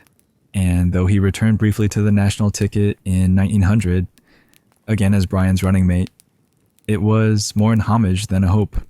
They lost decisively. Stevenson returned to Illinois and, as was custom for failed vice presidents of the Gilded Age, disappeared into soft focus memory. He lived to see his grandson, Adlai E. Stevenson II, become governor of Illinois and later a two-time Democratic presidential nominee. But in his own time, Adlai Stevenson I embodied the quiet contradiction of his office. A man respected by the people, ignored by the president, and remembered mainly for surviving the storm rather than shaping it. He was the vice president of collapse, but not catastrophe. And the man who came next, Garrett A. Hobart, would turn the tables. Because unlike Stevenson, Hobart made the vice presidency matter just in time to die in it. Garrett A. Hobart, Garrett Augustus. Hobart was the first modern vice president, not because he changed the Constitution, not because he ascended to the presidency, but because, for the first time in American history, the vice president became indispensable to the administration. And then he vanished. By the time Hobart took office, in 1897, the vice presidency had become, in the public imagination, a gentleman's waiting room, all form, no function. But Hobart, a genial New Jersey lawyer, and corporate titan with an easy laugh and an iron work ethic, had no interest in waiting. He intended to govern. President William McKinley, newly elected and under immense pressure to stabilize a turbulent economy, quickly saw in Hobart a trusted ally. Unlike the distant, sometimes adversarial pairings of past presidents and vice presidents, McKinley and Hobart became a partnership, almost shockingly so for the time. They lunched together daily, traveled together, consulted each other constantly. Hobart wasn't just presiding over the Senate. He was presiding over strategy. Dubbed assistant president by the Washington Press Corps, Hobart acted as a political bridge between Congress and the White House, often diffusing legislative disputes before they ever reached McKinley's desk. He helped the administration push through key pieces of economic legislation, including the Dingley Tariff Act, which was central to McKinley's protectionist platform. Behind the scenes, Hobart used his deep business ties to calm markets, mediate labor disputes, and coordinate Republican fundraising efforts. He was affable, articulate, and devastatingly effective. A political power broker dressed in the unfussy charm of a family man. It worked because Hobart didn't challenge McKinley's authority. He supported it, and in return, McKinley gave him something vice presidents had never enjoyed before: relevance. In private letters, Hobart's influence was clear. Cabinet members called him the unseen hand. Republican operatives referred to him as the man behind McKinley. Foreign dignitaries sought his opinion. Even the Senate began to view his gavel not just as a procedural formality, but as a weapon, one Hobart was willing on occasion to use. But it couldn't last. In late 1898, Hobart fell ill with what was initially thought to be the flu. Then it was heart trouble. Then it was something more ominous. He withdrew from public duties in early 1899. By the summer, he was barely able to walk. He returned to his home in Paterson, New Jersey, and tried to govern remotely, dictating letters, meeting visitors from his bed, refusing, as long as possible, to let go of the role he had reshaped. On November 21st, 1899, Garrett A. Hobart died of heart failure. He was 55. McKinley was shattered. He called Hobart one of the most beloved and trusted friends I have ever had. The White House went into mourning. Congress adjourned in his memory. Newspapers across the country called him the silent architect of McKinley's early success. But the impact was even deeper than that. With Hobart's death, the office of the vice president was exposed. Not as ornamental, but essential, and yet still utterly unprotected. There was no provision for replacing him. The administration lost its right hand. McKinley lost his confidant. The vice presidency went dark. When McKinley ran for re-election in 1900, he needed a new running mate. This time, the party bosses chose someone loud, ambitious, and radically different from Hobart, someone they thought they could control. His name was Theodore Roosevelt, and within a year, everything would change. Again. Theodore Roosevelt. Theodore Roosevelt never wanted to be vice president. He thought the office was a political tomb, not a stepping stone, but a stone over which men stumble and fall. It was a job for has-beens and never-weres, for placeholder functionaries meant to smile, preside over the Senate, and quietly die. Or worse, wait. But in 1900, the Republican Party had a problem.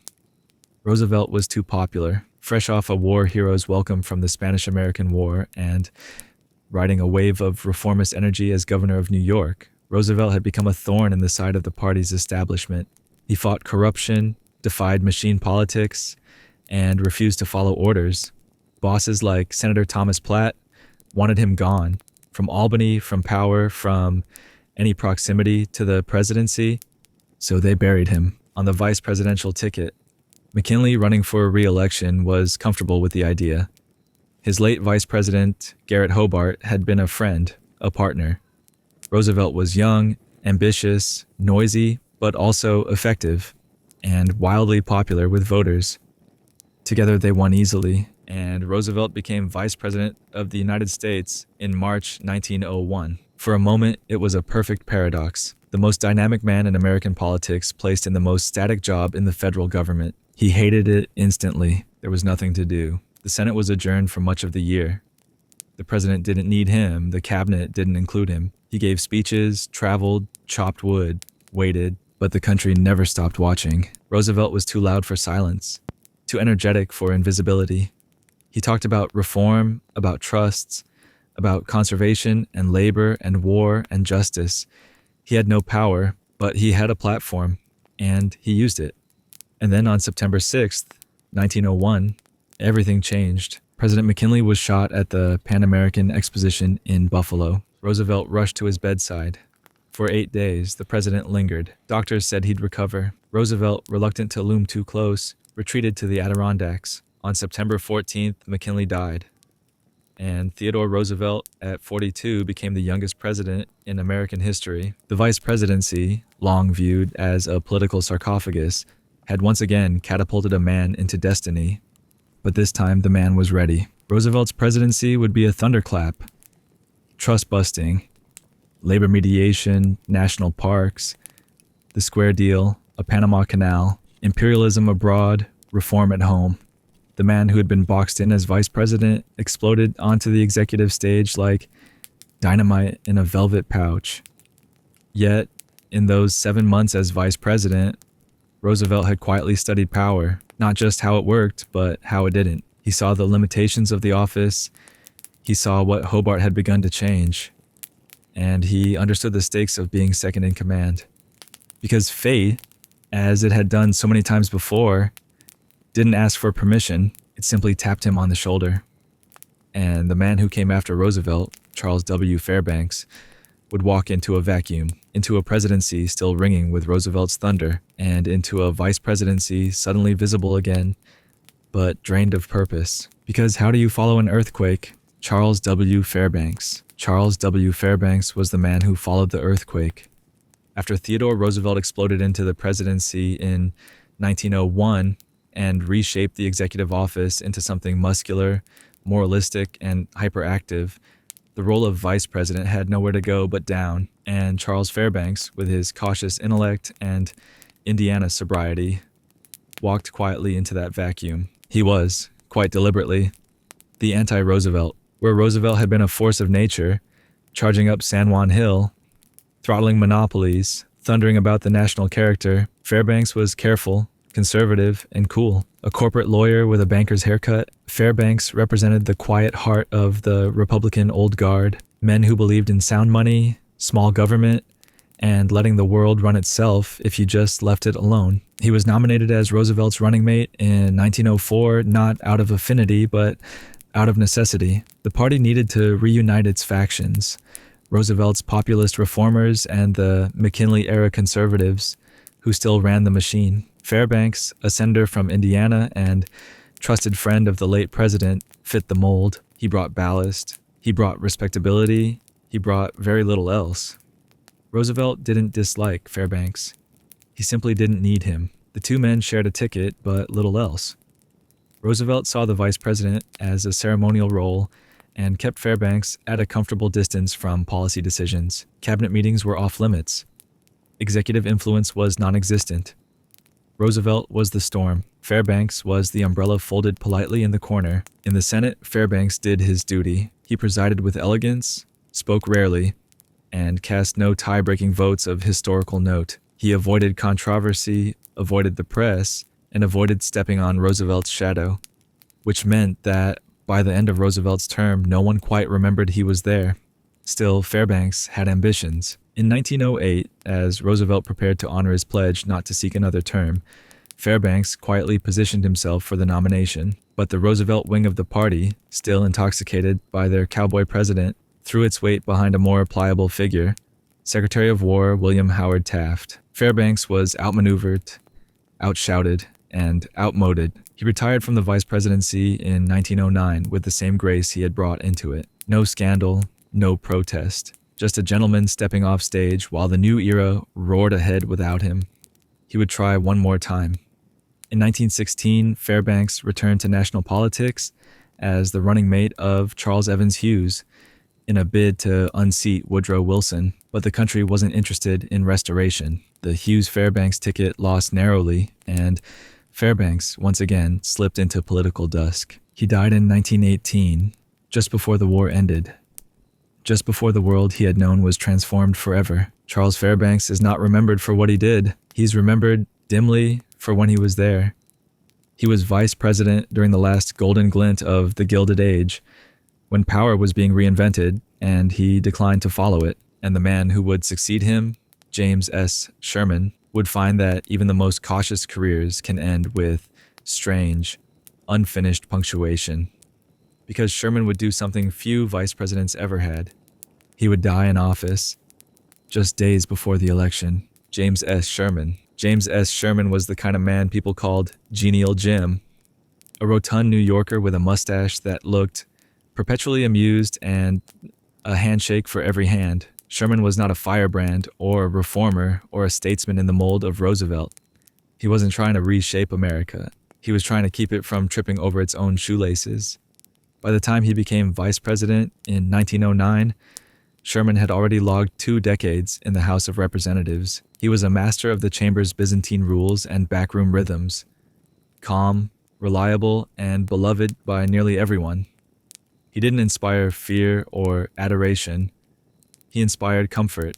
He was a political armchair. When William Howard Taft ascended to the presidency, following Roosevelt's Colossus Act, he needed someone to steady the boat. Roosevelt had handed Taft a divided party. Progressives wanted more reforms. Conservatives wanted less noise. Sherman, a dyed-in-the-wool conservative, was the Republican glue. He soothed the party elders, smiled through tension, and looked harmless in a good suit. They won handily, but what followed wasn't unity. It was erosion. Taft's presidency quickly descended into factional warfare. Roosevelt, appalled at Taft's cautious governance and soft touch on monopolies, began circling his successor like a vulture with a monocle. Progressives defected. The Republican Party split. Roosevelt would eventually run against Taft in 1912 on the progressive Bull Moose ticket, fracturing the GOP vote and handing the White House to Woodrow Wilson. In the middle of this party implosion stood Vice President James Sherman, smiling into the gale. His vice presidency was not marked by bold action, but by institutional stewardship. He presided over the Senate with deft neutrality. He made friends. He kept a lid on procedural chaos. If Garrett Hobart had made the vice presidency functional, and Roosevelt had made it consequential, Sherman made it durable. And then, as the party frayed and the 1912 election loomed, Sherman did something rare for a vice president. He stayed on the ticket. Despite the unraveling, Taft kept Sherman as his running mate, hoping he might appeal to the old guard Republicans still loyal to the idea of small government and big handshakes. Sherman campaigned. He spoke. He smiled. And then he died. On October 30th, 1912, just 6 days before Election Day, James S. Sherman died of Bright's disease, a kidney ailment he'd quietly battled for years. He was the first vice president to die in office since Garrett Hobart in 1899, and the only one to die so close to a national election. His death created an awkward constitutional moment. Ballots had already been printed. Votes would still be cast for Sherman. Taft had no legal mechanism to replace him on the ticket. The country, meanwhile, had largely moved on. Entranced by the Roosevelt-Wilson clash and the drama of the GOP's Civil War, Taft lost in a landslide. Roosevelt came in second. Wilson won with less than 42% of the vote. And Sherman, the man whose name was on millions of ballots, received over 3 million votes from beyond the grave. There was no time to mourn. The party had shattered. The presidency had flipped. And the vice presidency, once again, slipped back into symbolic limbo. But Sherman left a mark, not in legislation or legacy, but in how he held the line. He wasn't a visionary. He was a hinge. And after him came a long pause, over 4 years without a vice president, until Thomas R. Marshall arrived with jokes, humility, and an eerie premonition of what happens when the president can't finish his term, and the Constitution forgets what to do next. Thomas R. Marshall once said, "What this country needs is a good 5-cent cigar." He said it while presiding over the Senate mid-debate, dryly mocking a long-winded tirade on monetary policy. The chamber burst into laughter. The quote became famous, and Marshall became, briefly, something most vice presidents never are, quoted. But behind the quips and Midwestern charm was a man who spent 8 years standing next to a constitutional abyss. Marshall was governor of Indiana when Woodrow Wilson, an austere, academic progressive, picked him as a running mate in 1912. It was a balancing act. Wilson was all brain. Marshall was all warmth. Wilson was Presbyterian thunder. Marshall was Episcopalian jazz. They won, swept in on the wave of the Republican Party's Roosevelt-Taft implosion. And then Marshall, like most of his predecessors, vanished behind the executive curtain. Wilson didn't consult him, didn't involve him, didn't want him. Marshall presided over the Senate with a combination of wit and quiet deflection. He told stories, diffused tempers, occasionally poked fun at himself. Once there were 2 brothers, he said. One ran away to sea, the other was elected vice president, and nothing was ever heard of either again. But it wasn't just self-deprecation, it was diagnosis. The vice presidency was still an office without oxygen, 8 years in the job, and Marshall cast exactly 0 tie-breaking votes. Wilson never invited him to cabinet meetings.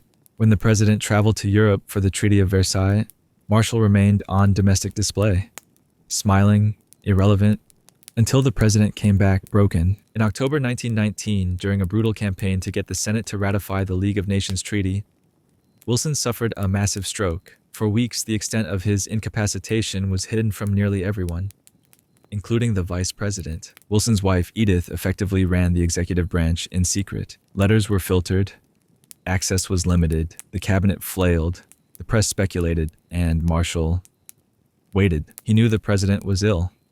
He knew the government was rudderless, but he also knew the Constitution didn't say what to do. The 25th Amendment, defining the process for presidential disability, wouldn't exist for another 50 years. At the time, there was no clear protocol. Wilson couldn't act, but unless Congress declared him unfit, and they wouldn't, Marshall couldn't act either. He offered to assume responsibilities if Congress formally asked. They didn't. Wilson refused to resign. Edith Wilson kept the facade going. For 17 months, the United States had a president in name, a vice president in waiting, and a shadow presidency run from a sickbed. Marshall chose caution over ambition. He could have forced the issue, could have rallied the cabinet, but he didn't want to seem like a usurper. He was loyal, passive, constitutional to a fault, and so he sat while the country drifted. Historians still debate whether he should have acted. Some call him prudent, others call him cowardly. Either way, he left office in 1921 a little sad, a little bewildered, and acutely aware of the vacancy behind the desk he never dared approach. He didn't run again. He published his memoirs, gave lectures, smoked his cigars. But his vice presidency became a warning that silence at the top can be as dangerous as violence. And the next vice president, Calvin Coolidge, would discover just how fast power can fall into your lap, especially when you're asleep. Calvin Coolidge. Calvin Coolidge was asleep when the world changed. It was the early hours of August 3rd, 1923. Coolidge was visiting his father's farmhouse in Plymouth Notch, Vermont, a place without electricity, without phones, without any real sense that it existed in the same century as the White House. A knock came at the door. A messenger had driven up the mountain to deliver the news. President Warren G. Harding was dead. Coolidge got out of bed. He dressed in silence. His father, a notary public, lit a kerosene lamp, opened a family Bible, and swore him in as President of the United States. It was 2:47 a.m., and just like that, the quietest man in American politics became the most powerful. Coolidge had been vice president for 2 years, and most Americans had barely noticed. Even before that, he was an unlikely national figure, a soft-spoken New England governor, best known for breaking the 1919 Boston police strike and muttering cryptic Yankeeisms like, "You lose." He had been added to Harding's 1920 ticket to provide moral balance, Harding had charm, Coolidge had restraint. Harding played poker with cronies. Coolidge read the Psalms. Their administration reflected that imbalance. While Harding's cabinet collapsed into corruption, Teapot Dome, bribery, disappearances, Coolidge stayed removed. He presided over the Senate with mechanical precision, avoided scandal, avoided conversation, and avoided drawing any attention to himself at all. But he was watching. He always watched. Coolidge understood something essential about the vice presidency. It wasn't about volume. It was about readiness. So when Harding died in San Francisco, suddenly, mysteriously, mid-tour, Coolidge didn't panic. He didn't perform. He simply stepped forward and filled the silence. He returned to Washington the next day. The official oath was re-administered. The press tried to provoke him into statements. Coolidge blinked, nodded, let the quiet do the work, and it worked. As president, he became a national paradox, a man of almost no words who somehow made silence feel like leadership. He cut spending, cut taxes, shrank government, oversaw the roaring 20s from behind a desk he barely personalized. Business thrived. Stock markets soared. Inequality widened, and Coolidge kept his head down. But the lessons of his vice presidency never left him. He believed in constitutional humility. He believed the vice president should be seen but not heard, until the moment came when silence became irresponsibility. And when that moment came, Coolidge was ready. His critics called him cold, mechanical, detached. But detachment was his strategy. The presidency, he believed, wasn't a performance. It was an obligation. He chose not to run again in 1928.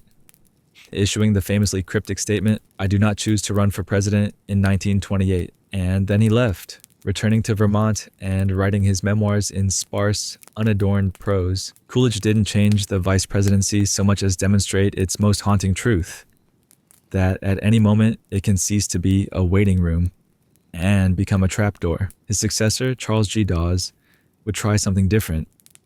He would talk loudly, abrasively, unforgettably, and in doing so, he'd learned just how thin the ice beneath a vice president's feet can really be. Charles G. Dawes, Charles Gates. Dawes didn't enter the vice presidency quietly. He entered with a snarl and a bugle. A self-made banker, a brigadier general in World War I, a Nobel Peace Prize laureate for the Dawes Plan that restructured Germany's post-war reparations. Dawes arrived in Washington with the confidence of a man who had already lived several lives. He was brilliant, combative, unpredictable, a man who once smashed his desk to pieces in frustration and who composed his own piano sonata, which later became a pop hit. What Dawes didn't have was patience, or a filter. When he was elected vice president in 1924, alongside Calvin Coolidge, who had ascended to the presidency after Harding's death and was now running in his own right, Dawes assumed the role would come with influence. He imagined a cabinet seat, advisory duties, a say in policy. He had plans, but Coolidge had silence. And Dawes was not silent. On March 4th, 1925, the day he was inaugurated, Dawes broke protocol with a dramatic, unexpected, and almost comically self-defeating gesture. Instead of giving a light ceremonial address, he used the Senate floor to deliver a full-throated, blistering attack on the chamber's arcane rules, particularly the seniority system and the filibuster. He accused the Senate of being anti-democratic. He said it was ruled by a little coterie of willful men. He proposed reforms, challenged traditions, and named names. The speech ran long. Furious senators walked out. The headlines exploded, and in the chaos, Chief Justice William Howard Taft's swearing in as Chief Justice of the Supreme Court, a historic moment, was entirely overshadowed. Coolidge was not amused. From that day forward, he froze Dawes out. The two men never met in private. Dawes never attended cabinet meetings. His advice was not sought. His presence was not requested. He had taken the brief flicker of vice presidential visibility and burned it to the ground in a single afternoon. But Dawes was nothing if not resilient. He presided over the Senate with flair, sometimes reading newspaper editorials aloud to kill time, sometimes dozing off. He once told a group of visiting school children, "This is where I sit and listen to men talk who know so much less than I do." His dry sarcasm became legend. His relevance never recovered. Yet behind the scenes, he still mattered. As the architect of the Dawes Plan, he remained influential in international finance, helping to temporarily stabilize Europe's shattered post-war economy. His foreign policy contributions far outweighed his domestic visibility. But inside the United States, the vice presidency returned under his tenure to something ornamental, albeit now with sharper edges. Dawes served one term. He was not considered for the 1928 ticket. When Herbert Hoover won the presidency, Dawes was sent to London as U.S. ambassador, an exile in all but name. But even in that post, he made waves. He threatened to resign over protocol disputes. He refused to wear ceremonial court attire. He feuded with British aristocrats. He was, as always, Dawes. He died in 1951, still proud, still irascible, still convinced the Senate should have listened. Charles Dawes proved that the vice presidency could be loud, brilliant, and utterly useless all at once. That speeches make headlines, but power lies in silence. That genius, untempered by restraint, gets remembered mostly for what it interrupts. And the man who followed him, Charles Curtis, would find himself walking a much more delicate line. Because Curtis wasn't just a vice president. He was the first and only Native American to ever hold the office, and his story, like the office he inherited, was already half forgotten before it had even begun. Charles Curtis. Charles Curtis was a man of contrasts, an insider-outsider, a symbol and a footnote, the embodiment of progress in a role that required quiet obedience. Born in 1860 in Topeka, Kansas, Curtis was not just the first Native American to serve as vice president, he was the first person of any significant non-European ancestry to hold the office. His mother was of Kaw, Osage, and Potawatomi descent. His father a white man from the frontier. As a child, Curtis lived for several years on the Kaw reservation with his maternal grandparents. He spoke Kansa before he spoke English. He rode ponies. He watched the United States shrink his people's world. And then, as if to square some strange cosmic ledger, he went to Washington to help run it. By the 1920s, Curtis had become the ultimate Republican insider. He had risen through Congress for over 3 decades. Representative, senator, majority leader. No one knew Senate procedure better. No one navigated the party's smoke-filled rooms with more grace. He was quiet, patient, effective, which meant that by 1928, when Herbert Hoover needed a running mate to balance his ticket with a man who understood both Congress and optics, Curtis was the obvious choice. A Native American on the ballot was historic. It was also mostly ignored. The Hoover-Curtis ticket swept into power on the heels of the Roaring Twenties' last breath. The stock market was booming. Prosperity was national mythology. And then, months after they took office, the bottom fell out. The crash of 1929 wasn't just an economic collapse. It was a societal mirror cracking from edge to edge. Unemployment soared. Banks failed. Farmers starved. Tent cities sprang up on the edges of major cities. Hoovervilles, breadlines, riots, desperation. And where was the vice president?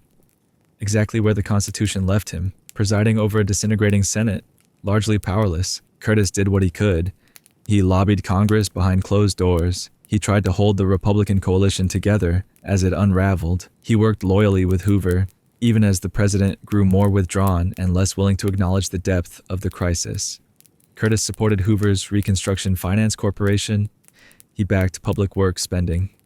But his influence was limited. He wasn't in the room where decisions were made. He wasn't a Roosevelt. He wasn't a Dawes. He was a gentleman from Kansas in a sinking administration, carrying ceremonial weight in a collapsing republic. Publicly, he remained composed. He gave speeches. He reassured, but he couldn't outrun the storm.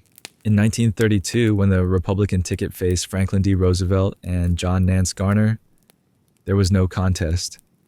Hoover was blamed for the Depression. Curtis was invisible in the chaos.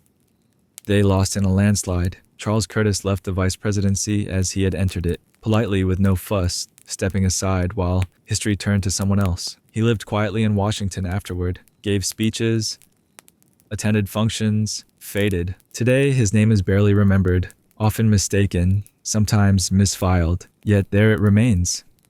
Charles Curtis, 31st Vice President of the United States, the only Native American to reach the executive branch, a man who, by birth, embodied America's contradictions, and whose successor, John Nance Garner, would rip the velvet off the vice presidency and say, in no uncertain terms, exactly what the job was worth. John Nance Garner. John Nance Garner didn't just redefine the vice presidency, he famously reduced it. He called the office not worth a bucket of warm spit. That wasn't the exact quote, of course. The original word was cruder, more pungent and far more accurate for a man who never sugarcoated a damn thing in his life. They called him Cactus Jack, a nickname that sounded half charming and half lethal, which was precisely how he liked it. He was born in a log cabin in Texas during Reconstruction and climbed the greasy pole of local, then state, then national politics through sheer grit, whiskey, and ironclad instincts. By the time he reached Washington, he knew how to kill bills, corral votes, break promises gently, and break kneecaps metaphorically. He was Speaker of the House in the early 1930s, powerful, feared, respected. He smoked cigars and played poker with presidents. But when the Democratic Party crowned Franklin Delano Roosevelt as their presidential nominee in 1932, Garner struck a deal. He'd release his delegates. He had a few if he got the number 2 slot in return. It was not a demotion. It was a calculation. Garner assumed, perhaps naively, that his power in the House would translate to influence in the White House. He was wrong. When FDR took office in 1933, in the depths of the Great Depression, he was a hurricane of energy and innovation. The New Deal, the first 100 days, banking reform, Social Security, fireside chats, alphabet agencies, executive orders flying like confetti. Garner, seated a few feet away, was mostly left out of it.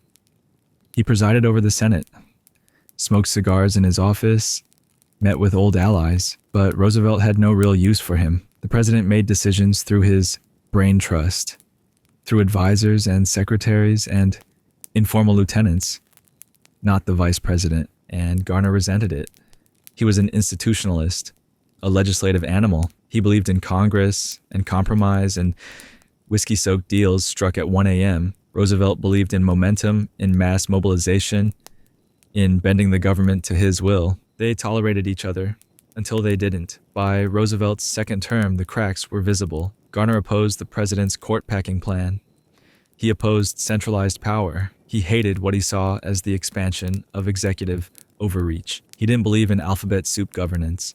He believed in rules, in whiskey, in Congress. In 1940, Roosevelt broke tradition and ran for an unprecedented third term. Garner, furious, ran against him in the Democratic primaries. He lost, badly, and that was the end. Garner left Washington in 1941 and returned to Texas, where he sat on his porch, drank bourbon, and lived to be nearly 99. He spent more years out of office than most people spend alive. Reporters occasionally visited. He repeated his bucket of spit line, and he watched the country he helped shape lurch through wars and assassinations and moon landings. He didn't care much for glory. He cared about doing the job, and in the end, he did it the way most vice presidents did before him, with dignity, frustration, and almost no power. But his legacy stuck. Every vice president since has had to answer, in one way or another, to the ghost of Cactus Jack and his bucket of spit. And the man who followed him, Henry A. Wallace, would try to turn the office into something idealistic, global, transformative. He would almost succeed until he didn't. Henry A. Wallace. Henry A. Wallace was not built for small roles. He thought big, global realignment, scientific progress, economic justice, spiritual evolution. He wasn't just a vice president. He was a man on a mission to rewrite the very soul of American power, which, in 1941, was about the worst job description you could bring into Franklin D. Roosevelt's White House. Wallace was a farm-bred Iowan, raised among cornfields and chromosomes. His father had been Secretary of Agriculture. Henry followed suit. A statistician, a geneticist, and a deeply spiritual intellectual, he brought science to farming and idealism to politics. As Secretary of Agriculture under Roosevelt during the Great Depression, Wallace revolutionized food policy and agricultural subsidies. He believed government could serve, not just regulate, and that planning, data, and fairness could coexist. Roosevelt saw in him something rare, brains and vision. So in 1940, when Roosevelt sought an unprecedented third term, Wallace was his bold choice for vice president.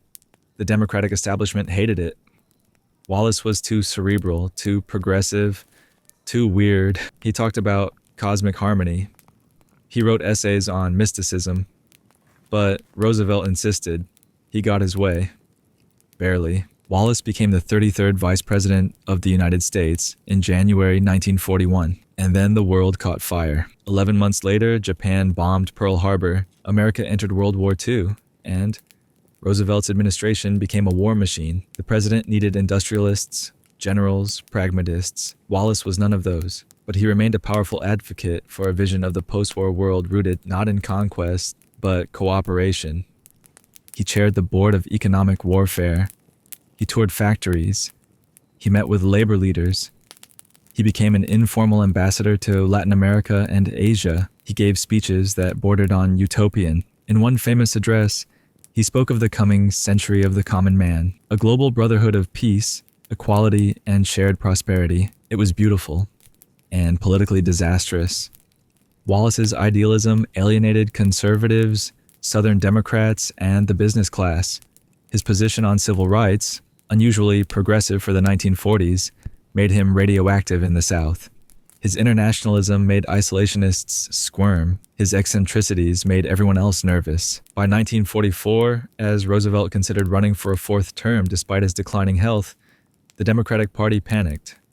They couldn't risk Wallace being a heartbeat away from the presidency, so they replaced him. At the Democratic National Convention, Wallace gave a fiery speech to thunderous applause. But behind the scenes, the knives were out. Party bosses engineered the nomination of a safer, more conventional candidate, Senator Harry S. Truman. Roosevelt, ill and exhausted, went along. Wallace was out. He returned to the cabinet as Secretary of Commerce. For a while, he kept pushing, supporting full employment, racial integration, peaceful coexistence with the Soviet Union. But by 1946, under Truman, he was forced to resign. In 1948, Wallace ran for president on the Progressive Party ticket, calling for universal health care, civil rights, peace with Russia, and desegregation. His campaign was smeared as communist. He was heckled, marginalized, forgotten. He lost in a landslide. He lived out his final years as a writer, scientist, and private citizen, experimenting with hybrid corn and writing mystical tracts. He died in 1965, mostly remembered as a cautionary tale. Too strange, too early, too idealistic. But he left behind a question that still haunts the office. What if the vice president could lead not from authority, but from vision? The man who followed him, Harry S. Truman, wouldn't have time to ask. Because in April 1945, with the war still raging and the atomic age about to begin, Truman became president, and he had no idea what was coming. Harry S. Truman. Harry S. Truman had been vice president for exactly 82 days when he was summoned to the White House and told, bluntly, that the president was dead. Roosevelt was gone. The man who had led the country through the Depression, through war, through unprecedented power and unrelenting crises, dead. And Truman, who had barely spoken to him, who had been kept out of every major decision, who didn't even know about the atomic bomb project, was suddenly president of the United States. He asked Eleanor Roosevelt, standing quietly in her black veil, "Is there anything I can do for you?" She shook her head. "Is there anything we can do for you?" She replied, "You're the one in trouble now." And she wasn't wrong. Truman's vice presidency was an institutional ghost walk. He'd been tapped as Roosevelt's running mate in 1944, not because Roosevelt admired him, he barely knew him, but because the Democratic Party knew Henry Wallace couldn't be trusted with the presidency. Truman was steady, honest, from Missouri. He'd run the Senate War Investigating Committee with frugal Midwestern integrity. He didn't make waves. He didn't frighten capital. He didn't scare Southern Democrats. He was, above all, safe, but safety came at a price. Total exclusion. As vice president, Truman met with Roosevelt only twice. He wasn't consulted on wartime strategy. He wasn't told about Yalta. He didn't know about Manhattan. He gave speeches, attended funerals, smiled, waited, and then Roosevelt died. And the waiting ended. Truman was handed the most powerful job in the world, with almost no briefing, no orientation, no transition. Within weeks, he learned about the bomb.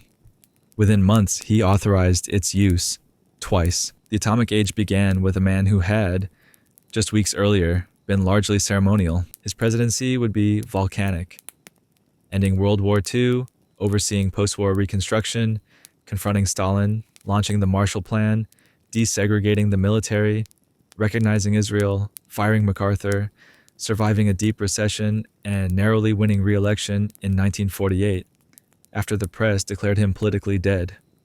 But none of that happened during his vice presidency, because his vice presidency, like so many before, was a ghost office, a cautionary tale in constitutional oversight. Had Roosevelt died a few months earlier, Wallace might have taken the nuclear codes.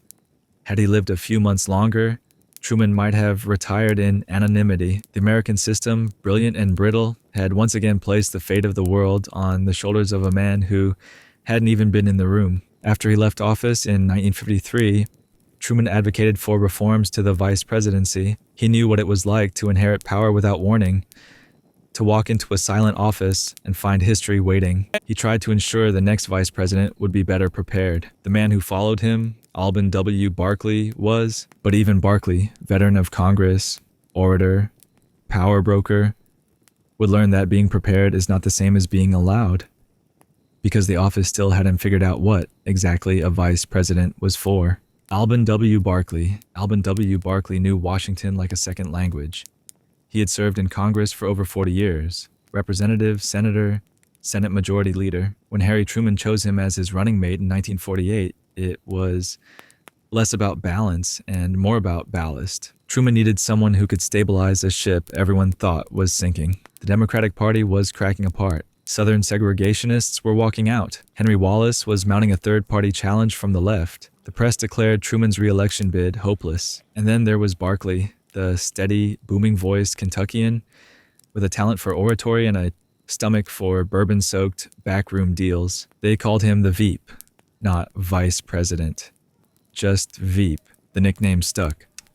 The role still did not. Barkley was 70 when he took office in 1949. But he moved like a man in his 50s and talked like a preacher with a grudge. He loved the stage. He loved the fight. He presided over the Senate with dignity, wit, and an occasional reminder that he could still flatten an opponent with a few well-placed barbs. He had been majority leader, after all, but he was no longer in charge. Truman, though fond of Barkley, didn't invite him into the deepest decision-making circles. The vice president attended cabinet meetings, a Truman innovation, but still found himself sidelined in major moments. Korea, China, nuclear policy, the Cold War strategy unfolded above his head. Barkley spent much of his time as a goodwill ambassador. He traveled the country giving speeches, cutting ribbons, absorbing applause. He did it well, he enjoyed it, but he wanted more. In 1952, Truman declined to seek re-election. The Democratic nomination was wide open. Barkley, still vigorous and sharp-tongued, wanted it, and for a flickering moment, he almost had it. Delegates respected him. Journalists liked him. Truman gave him a half-hearted blessing, but at the convention, party bosses whispered, "He's too old, too tired, too much yesterday." A major labor union said it outright. They would not back a candidate as old as the president's desk. Barkley withdrew. He was furious, wounded, but dignified. He left office in 1953, returned to Kentucky, and, astonishingly, ran for Senate again, and won. He became once more a force in the upper chamber.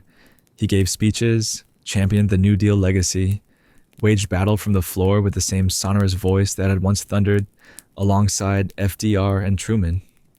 And then in 1956, while delivering a speech at a student mock convention at Washington and Lee University, Barkley rose to a rhetorical crescendo. "I'm glad to sit on the back row, for I would rather be a servant in the house of the Lord than to sit in the seats of the mighty." Then he collapsed, dead before he hit the stage. It was somehow a perfect final curtain, an orator's death in midline, the applause still echoing. Alben Barkley remains a figure halfway between eras. The last vice president who could remember a time when the office was ornamental, and the first to demand, without quite receiving, more. And the man who came after him, Richard Nixon, wouldn't demand more. He would take it, and never give it back. Richard Nixon didn't want to be vice president. Not at first.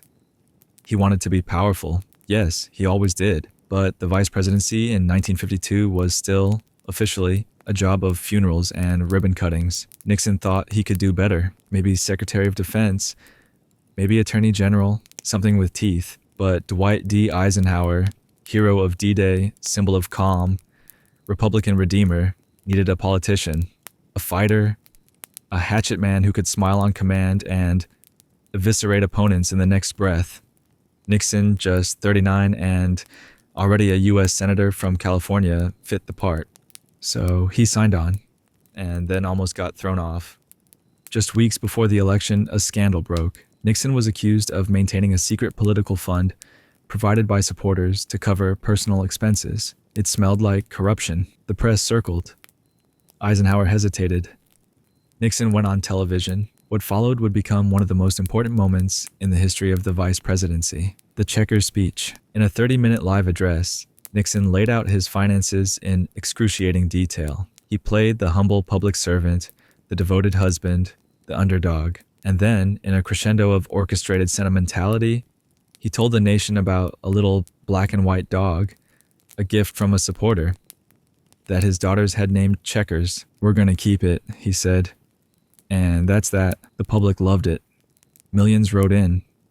Nixon was saved. And just like that, the vice presidency had its first real brush with mass media power. He was sworn in alongside Eisenhower in January 1953. The war hero and the courtroom brawler, Ike was calm.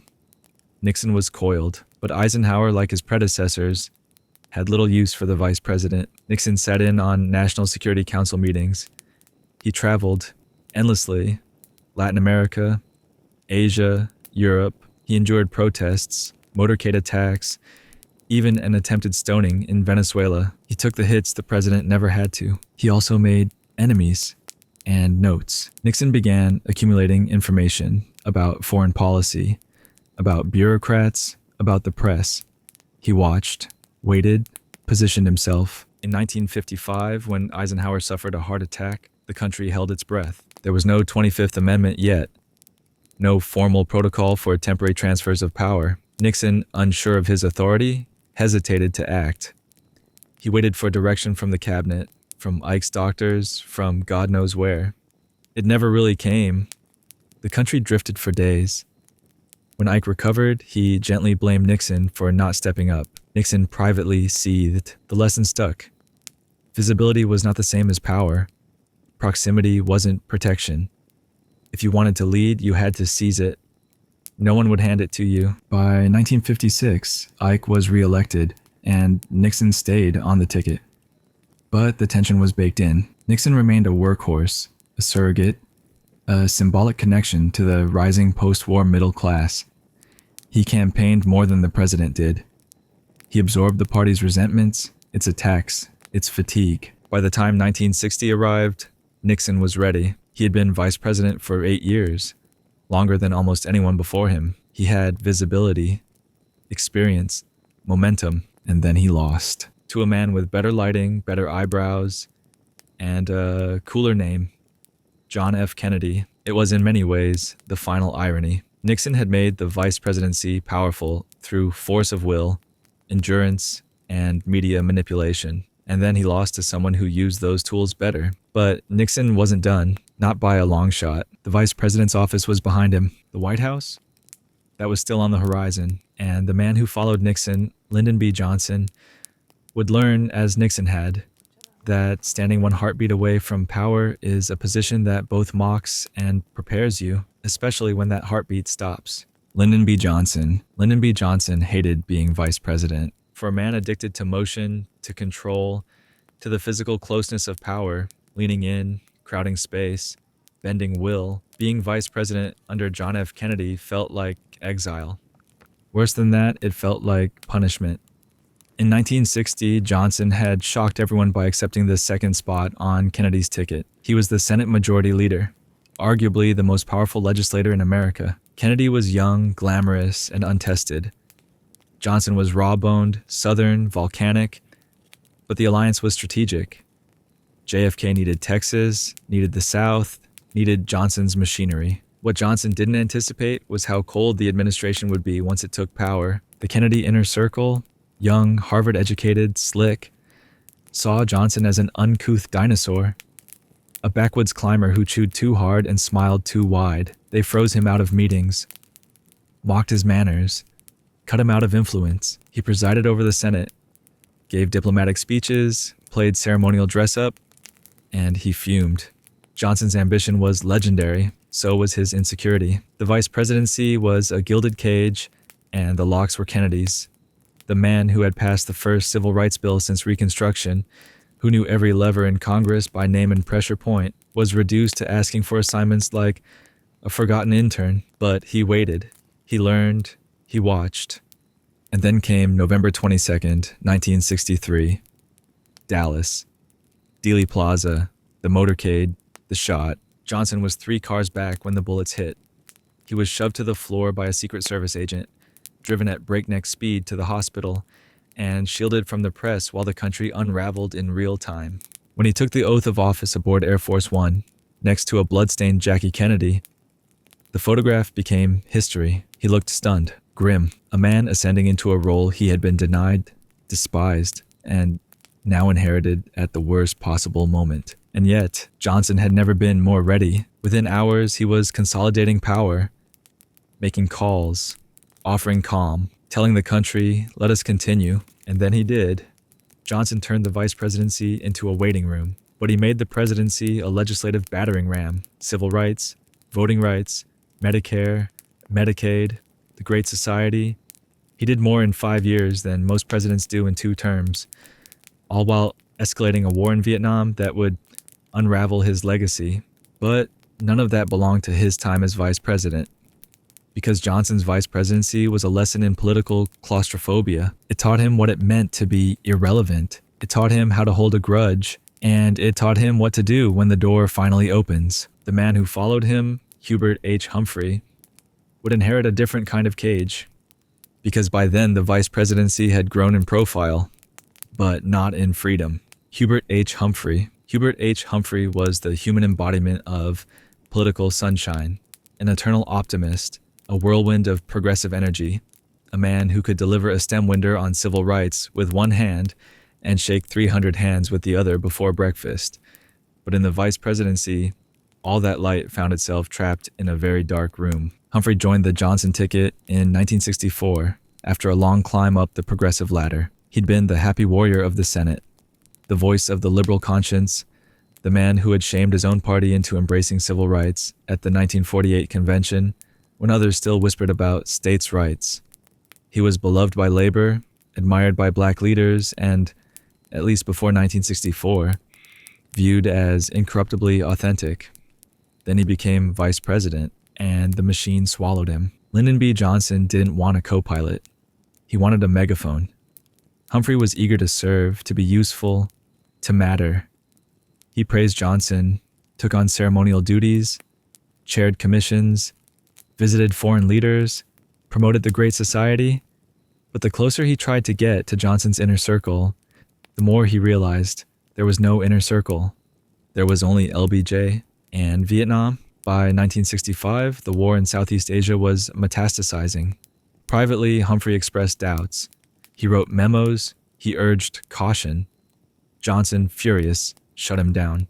From then on, Humphrey towed the line. In public, he defended the administration's policy. In private, he suffered. The war hollowed him. Once the moral compass of the party, Humphrey became its apologist. Protesters chanted outside his speeches. His old allies in the civil rights and anti-war movements turned their backs. Inside the West Wing, Johnson no longer trusted him. The press dubbed him the happy prisoner, and still he smiled. He tried to make the office matter. He gave speeches about poverty and education.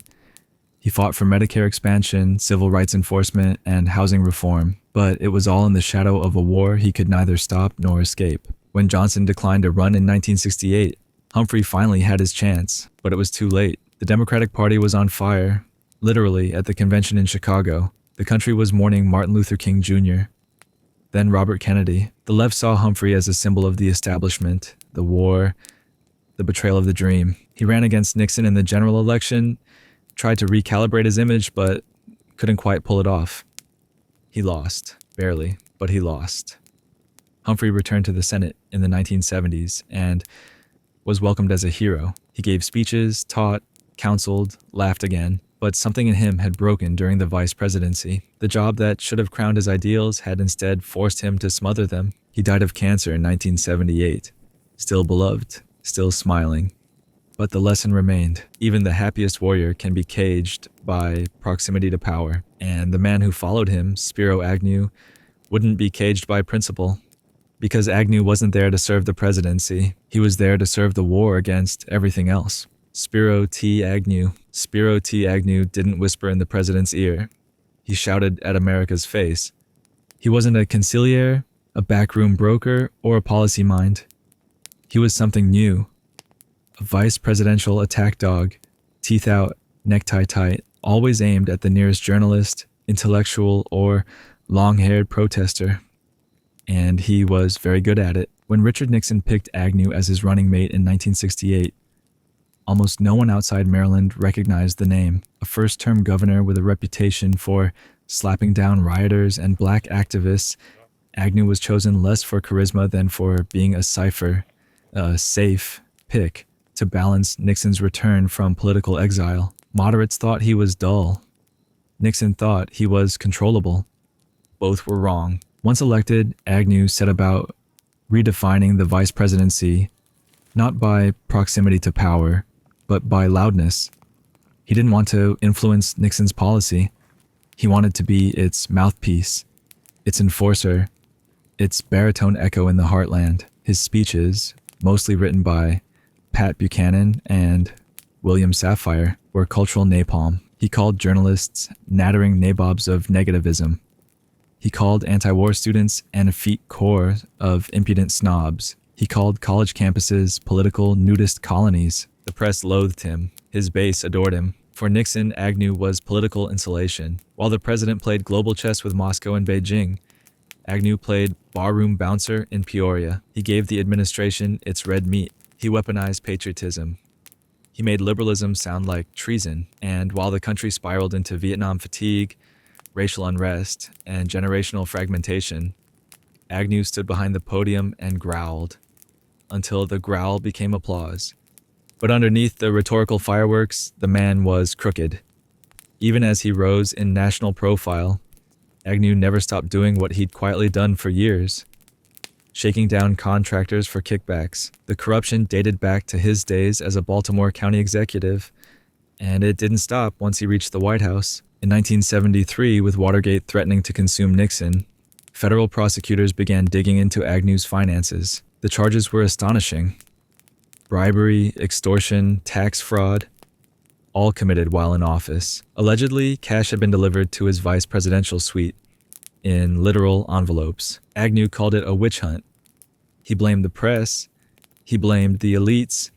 He tried to rally his base to go full populist martyr, but it didn't work. Unlike Nixon, who still had political leverage and plausible deniability, Agnew was caught red-handed. Facing criminal indictment, he cut a deal. On October 10, 1973, Spiro T. Agnew became the first vice president in American history to resign in disgrace. He pleaded nolo contender to a single felony charge of tax evasion, paid a fine, got probation, walked away. The man who had made the vice presidency a flamethrower exited through the service door. His fall forced a new question into the constitutional bloodstream. What happens when a vice president disappears? The answer came quickly, because the next man, Gerald R. Ford, wasn't elected to the office at all. He was chosen, appointed, and within months he'd be president. Not by vote, but by vacancy. Gerald R. Ford. Gerald R. Ford never asked to be vice president. He certainly never campaigned to be president. And yet, within 10 months of being appointed to the former, he would become the latter, plucked from congressional anonymity and thrown into the eye of the worst constitutional storm since the Civil War. It began with a resignation. When Spiro Agnew stepped down in disgrace in October 1973, the United States had a problem it had never fully prepared for. How do you replace a vice president mid-term without calling an election? The answer, newly minted in the 25th Amendment, was simple. The president nominates and Congress confirms. Richard Nixon, waist-deep in Watergate and desperate for stability, needed someone Congress would trust.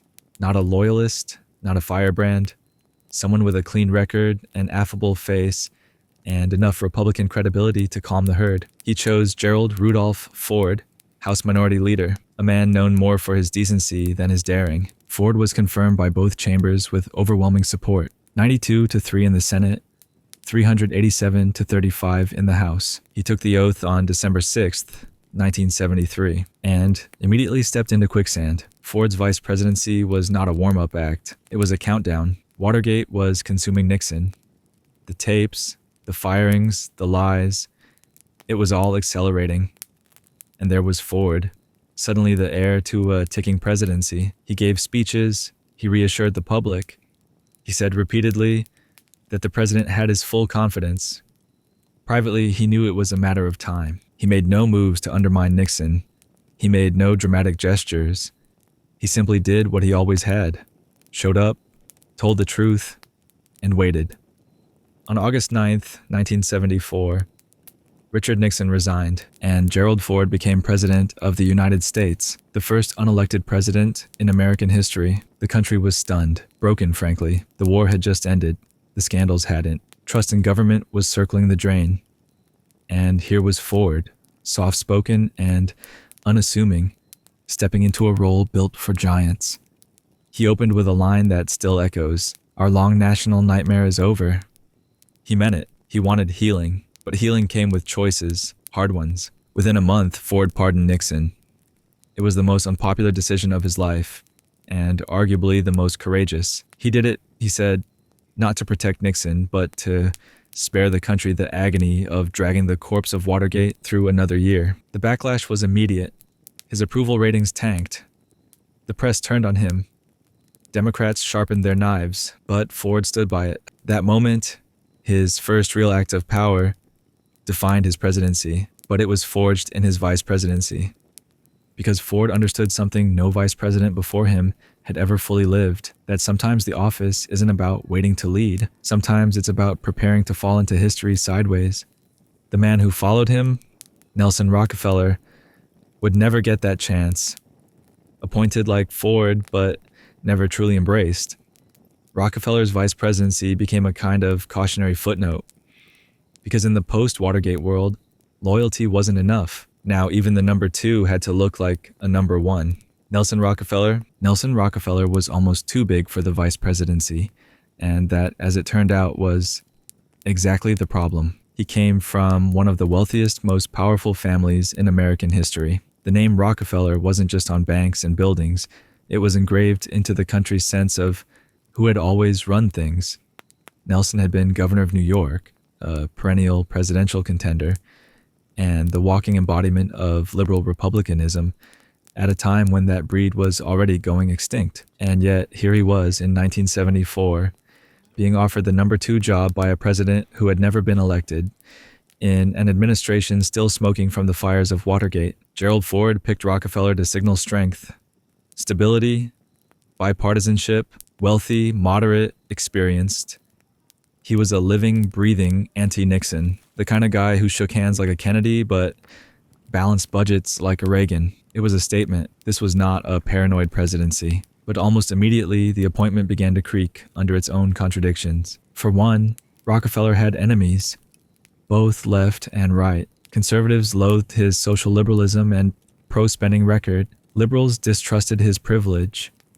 The confirmation hearings dragged on for months.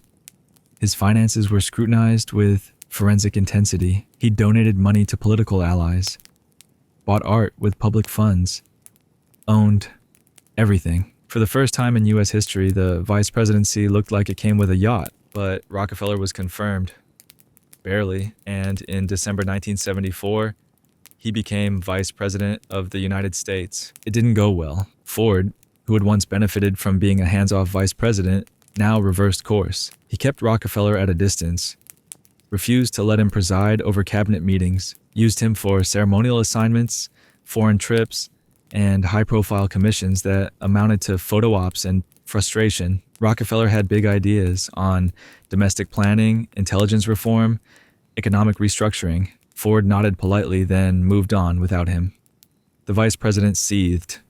He wasn't built for ceremonial duty. He wanted power, influence, control. But the Ford administration had no room for ambition that big. Not when Ronald Reagan was already lurking in the conservative shadows, preparing a challenge for 1976. By the time Ford began eyeing a full term, his advisors had one consistent message: drop Rockefeller, choose someone younger, more conservative, less dynastic. And so, without much ceremony or rage, Nelson Rockefeller was informed he would not be on the ticket in 1976. He took the news with thinly veiled contempt. He stayed in office until the end of the term, made public appearances, smiled for cameras, but the fire was gone.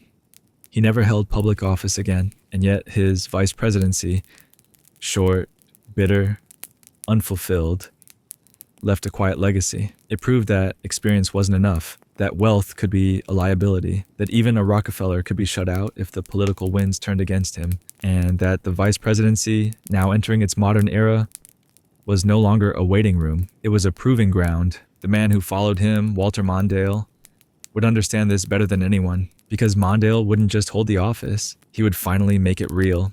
Walter Mondale didn't invent the modern vice presidency, but he made it work for the first time.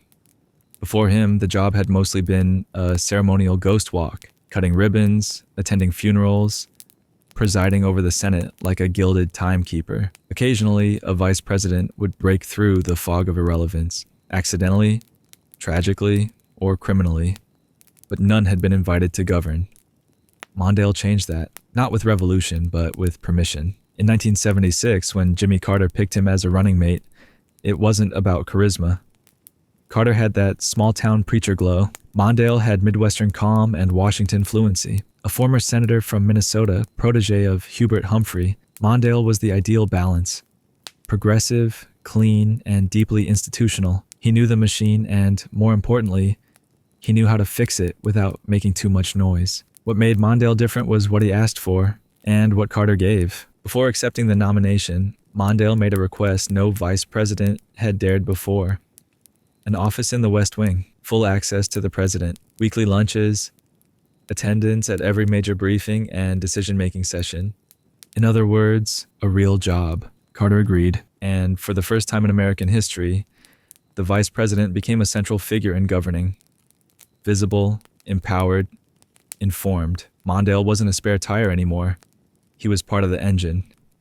He worked on civil rights policy, judicial nominations, budget battles, and foreign affairs. He advised Carter during crises, energy shortages, inflation, Iran. He traveled, negotiated, translated Carter's earnest idealism into actionable strategy. He was, in every sense, a deputy president, and it showed. Mondale became the model, not the exception. Future administrations, Democrat and Republican alike, would replicate the setup. Weekly lunches, West Wing office, real influence. But the real test came in 1980. The Carter-Mondale administration, battered by stagflation, hostages in Tehran, and a deepening perception of weakness, faced a challenge from Ronald Reagan, a polished, confident avatar of conservative resurgence. Mondale campaigned hard. He defended the record, but by then the country had already made up its mind. They lost. Badly. Still, Mondale left the vice presidency with something no one before him had, a blueprint. He returned to private life, taught, practiced law, served as ambassador to Japan, and then in 1984, he did something bolder. He ran for president. He chose Geraldine Ferraro as his running mate, the first woman on a major party ticket. He debated Reagan, fought for progressive values, and got absolutely crushed in the Electoral College. But the vice presidency he had shaped, that endured. Mondale didn't have to become president to change the country. He changed the vice presidency instead. Turned it into a role of consequence, not just ceremony. Gave it expectations, responsibilities, weight. The men who followed him would step into that mold, some comfortably, some awkwardly, and the next in line, George H.W. Bush, would inherit not just the new model of the office, but a political system built to reward obedience, while quietly preparing for succession. George H.W. Bush. George H.W. Bush may be the most overqualified vice president in American history. By the time he took office in 1981, he'd already been a congressman, a diplomat to China, ambassador to the United Nations, chair of the Republican National Committee, and director of the CIA. He'd piloted bombing raids in World War II. He'd run for president. He'd lost, politely. So when Ronald Reagan tapped him as his running mate, it wasn't for firepower, it was for ballast. Reagan had the vision, the revolution, the camera-ready charisma. Bush brought the credentials. He made the ticket look credible to the Republican establishment and less terrifying to the country club wing of the party. He was loyalty in khakis. But if Mondale had turned the vice presidency into a serious job, Bush tested whether it could remain one under a president who famously governed with broad strokes and napkin-sized memos. It could, mostly. Bush didn't try to outshine Reagan. He tried to support him constantly and carefully. He traveled the globe, solidified diplomatic relationships, and served as a quiet liaison to Congress and corporate America. He was a team player, deferential, measured, endlessly diplomatic. But being a team player in the Reagan White House wasn't always easy. Reagan was a movement. Bush was a resume. And the resume didn't always fit. Bush had once called Reagan's economic policies voodoo economics during the 1980 primaries, a term that still echoed awkwardly in hallways and headlines. He'd been a moderate most of his career, suddenly serving a president whose platform was tax cuts, deregulation, and Cold War revivalism. So Bush adapted. He became fluent in Reaganism, spoke the language, sold the line, and in private, when necessary, softened the edges. He was the safe pair of hands behind the stage lights. And when Reagan was shot in 1981, it was Bush, not in the hospital, not on the microphone, who quietly kept the administration moving, refusing to fly dramatically back to Washington to avoid the appearance of a coup. That moment, subtle but telling, defined him. Bush believed in institutions. He believed in order. And he believed the vice president should never look hungry. When Reagan's second term began to fray under the weight of the Iran-Contra scandal, Bush distanced himself delicately. He claimed he had been out of the loop. Critics rolled their eyes, but the public, by and large, believed him. And in 1988, he got what every vice president since Nixon had wanted: the top job. Bush ran as Reagan's heir, but his own man. He promised a kinder, gentler America. He won, and in doing so became only the second sitting vice president ever elected president after Martin Van Buren in 1836. His presidency would be marked by quiet competence and geopolitical upheaval. The Cold War's end, the Gulf War's precision, the tax pledge he broke and paid dearly for. But his vice presidency remained the prototype for the dutiful understudy. Present, professional, unspectacular. And the man who followed him, Dan Quayle, would inherit the same title, but none of the trust. Dan Quayle entered the vice presidency like a deer in the headlights, and for 4 years, never quite made it out of the road. When George H.W. Bush picked him as his running mate in 1988, the reaction from the political class wasn't so much excitement as confusion. Quayle was young, just 41. A senator from Indiana. Photogenic, sure. Conservative, absolutely. But national leadership material? Not even his defenders were sure. The press less delicately asked, "Dan who?" And that was before the campaign even started.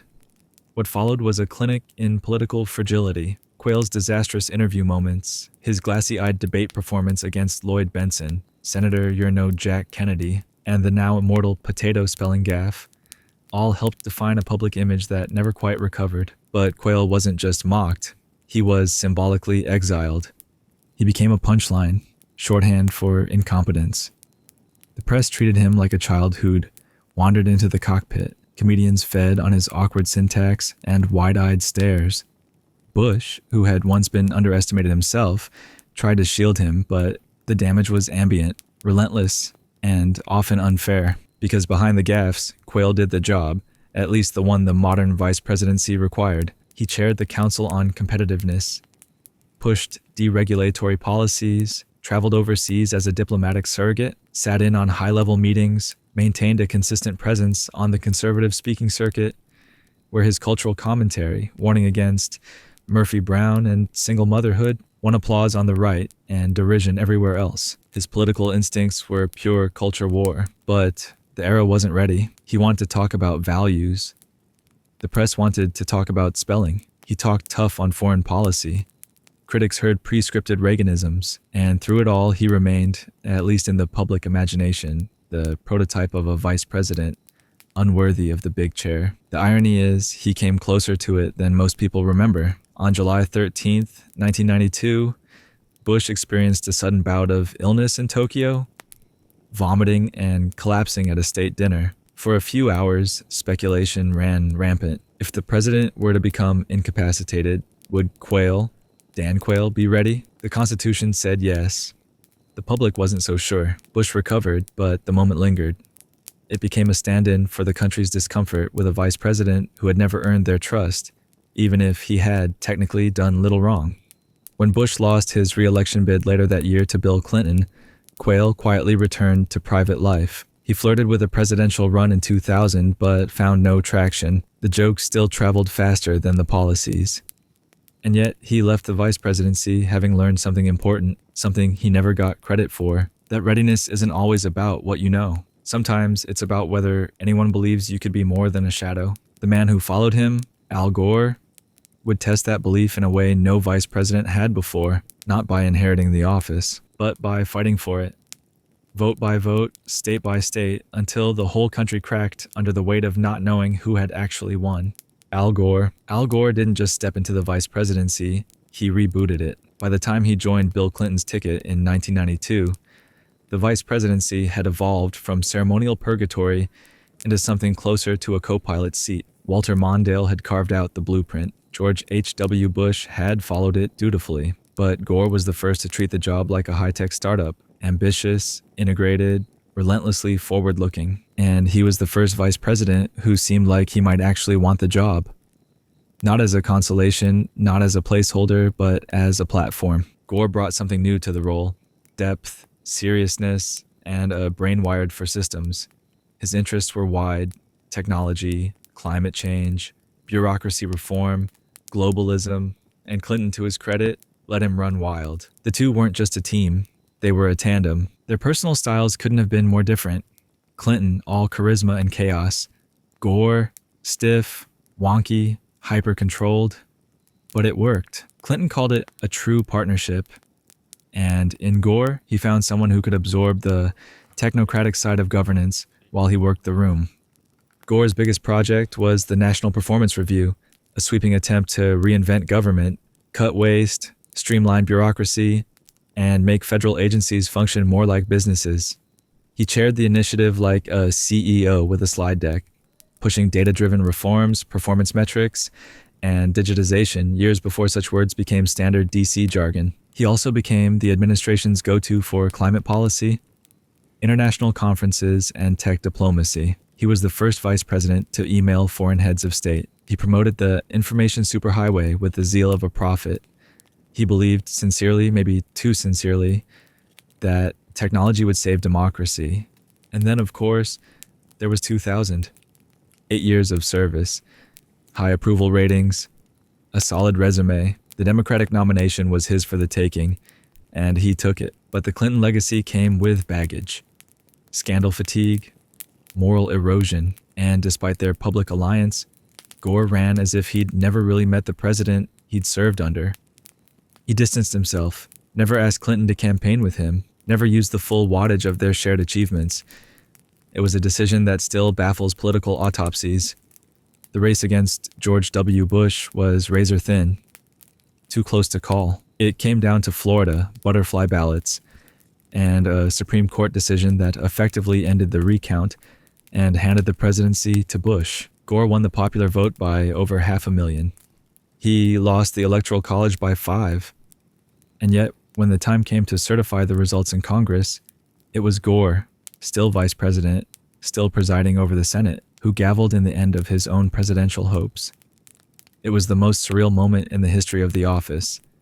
He could have interrupted, objected, delayed, but he didn't. He bowed, dignified, bitter, historic. Al Gore left office not with a scandal, but with a speech about the rule of law, and then in a strange twist of fate, became more influential after his vice presidency than during it. He won a Nobel Prize, an Oscar, became the climate movement's public face, the only vice president who could credibly say he changed the world, just not from the West Wing. The man who followed him, Dick Cheney, had no such hesitations. He didn't need the presidency. because in many ways he already had it. Dick Cheney. Dick Cheney didn't need to be president to wield power. He just needed proximity and a president willing to stay in his lane. When George W. Bush selected Cheney as his running mate in 2000, it was supposed to be a stabilizing move.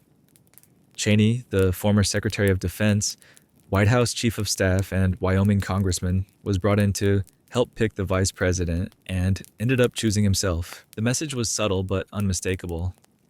This wouldn't be your typical number two. From the moment he took office in January 2001, Cheney began quietly expanding the boundaries of the vice presidency, removing the walls, redrawing the map, then operating in the negative space. He didn't attend funerals. He attended briefings. He didn't break ties in the Senate. He brokered them in back rooms. He didn't want the spotlight. He wanted the levers. Cheney wasn't interested in ceremonial ribbon cuttings or college commencements. He was interested in information flows, institutional architecture, classified programs. His office operated more like a shadow presidency than a support role, staffed by loyalists, guarded by secrecy, insulated from traditional oversight. He redefined what the vice presidency could be, especially in a post-2001 world, because when the towers fell, Cheney rose. From the secure bunker beneath the White House, he directed military responses, coordinated with NORAD, and made calls while the actual president flew aimlessly on Air Force One for security reasons. The public didn't see those hours, but the bureaucracy did. They understood what had shifted. The Bush administration would soon become known for its doctrine of preemption, its emphasis on executive authority, and its unprecedented expansion of surveillance and detention powers. Cheney was at the center of it all. He championed the Patriot Act, defended torture programs, argued for warrantless wiretaps. He helped build the legal scaffolding for Guantanamo Bay, extraordinary rendition, and the aggressive assertion of the unitary executive theory, a belief that the president's wartime powers should be virtually unchecked. But Cheney didn't just whisper ideas. He installed people. He filled the federal apparatus with lawyers, bureaucrats, and intelligence officials aligned with his vision, steeped in secrecy, allergic to compromise, armed with legal memos and bureaucratic cunning. Even within the White House, he operated like a government within a government. And then came Iraq. Cheney was one of the most vocal architects of the invasion, insisting that Saddam Hussein possessed weapons of mass destruction, that the threat was imminent, that the U.S. would be greeted as liberators. He was wrong. Disastrously, the war destabilized the Middle East, cost thousands of American lives, and stained the administration's legacy. But Cheney never apologized, never second-guessed. He doubled down, often suggesting that only those who'd seen the raw intelligence, like him, could truly understand. By Bush's second term, the balance of power began to shift. The president, once deferential, started listening more to Condoleezza Rice and less to the man who had once seemed like the power behind the throne. The country, exhausted by war and surveillance, had also begun to turn. Cheney remained in office until the final hour, still powerful, still polarizing, still unapologetically himself. He left the vice presidency as its most powerful occupant in history without ever running for the top job. He'd never needed to, and the man who followed him, Joe Biden, would take that same office and try to redeem it by bringing it back into the daylight. Joe Biden was the first vice president in decades who knew exactly what the job could be and exactly what it shouldn't be. After 8 years of Dick Cheney's shadow presidency, Barack Obama didn't want a puppet master or a puppet. He wanted a partner, someone to balance the stage, not steal it, someone who knew power but didn't crave it. Enter Biden. Senator since 1973, chair of the Foreign Relations and Judiciary Committees, two-time presidential candidate and certified Beltway survivor. He was, by the time he accepted the role, a political institution unto himself. But unlike his predecessors, Biden brought something else to the job: humility. He'd been tested by tragedy. His wife and daughter killed in a car crash shortly after his first Senate win. His son, Beau's later battle with cancer. He carried grief like a second skin, which made him unusually human in a city built on performance. His go-to strength wasn't intellect or ambition, it was empathy. That turned out to be the perfect complement to Obama's Intellect first, emotionally restrained persona. They became the oddest of pairs, the professorial president and the affable uncle, the carefully composed orator and the man whose mouth had no brakes. But the chemistry worked. Biden didn't challenge Obama, he grounded him. And Obama didn't ignore Biden, he relied on him. In private, Biden had access to everything: memos, meetings, strategy sessions. He became Obama's back channel to Congress, his emissary to foreign leaders, and his in-house BS detector. He gave advice, often blunt. He got assignments, often brutal. The 2009 stimulus implementation, the withdrawal plan for Iraq, arms reduction negotiations with Russia, and he never tried to outshine his boss. But the moments where Biden did step forward, like supporting same-sex marriage on live television before Obama had formally endorsed it, revealed just how much influence he carried. That statement forced the president's hand, and the administration's stance changed within days. By 2015, Biden was torn. The presidency, always the dream, seemed within reach. But grief held him back. His son Beau had just died, and the spark to run had flickered out. Instead, he stepped aside. And then, in the closing days of Obama's second term, Biden's vice presidency achieved something rare: genuine affection. Obama surprised him with the Presidential Medal of Freedom. Biden cried. The country cried with him. He left office as one of the most respected vice presidents in modern memory. But of course, his story didn't end there. In 2020, in a nation reeling from division, pandemic, and institutional erosion, Joe Biden returned, not as an understudy, but as a bridge. Between generations, between parties, between past and present, he won the presidency, reversed the order, and the man who followed him, Mike Pence, had been forced to learn in the most dangerous way possible that loyalty to a president can collide with loyalty to the Constitution. Because Pence's vice presidency didn't end with a handshake, it ended in a riot. Mike Pence believed in loyalty. He believed in hierarchy, discipline, and the divine order of things.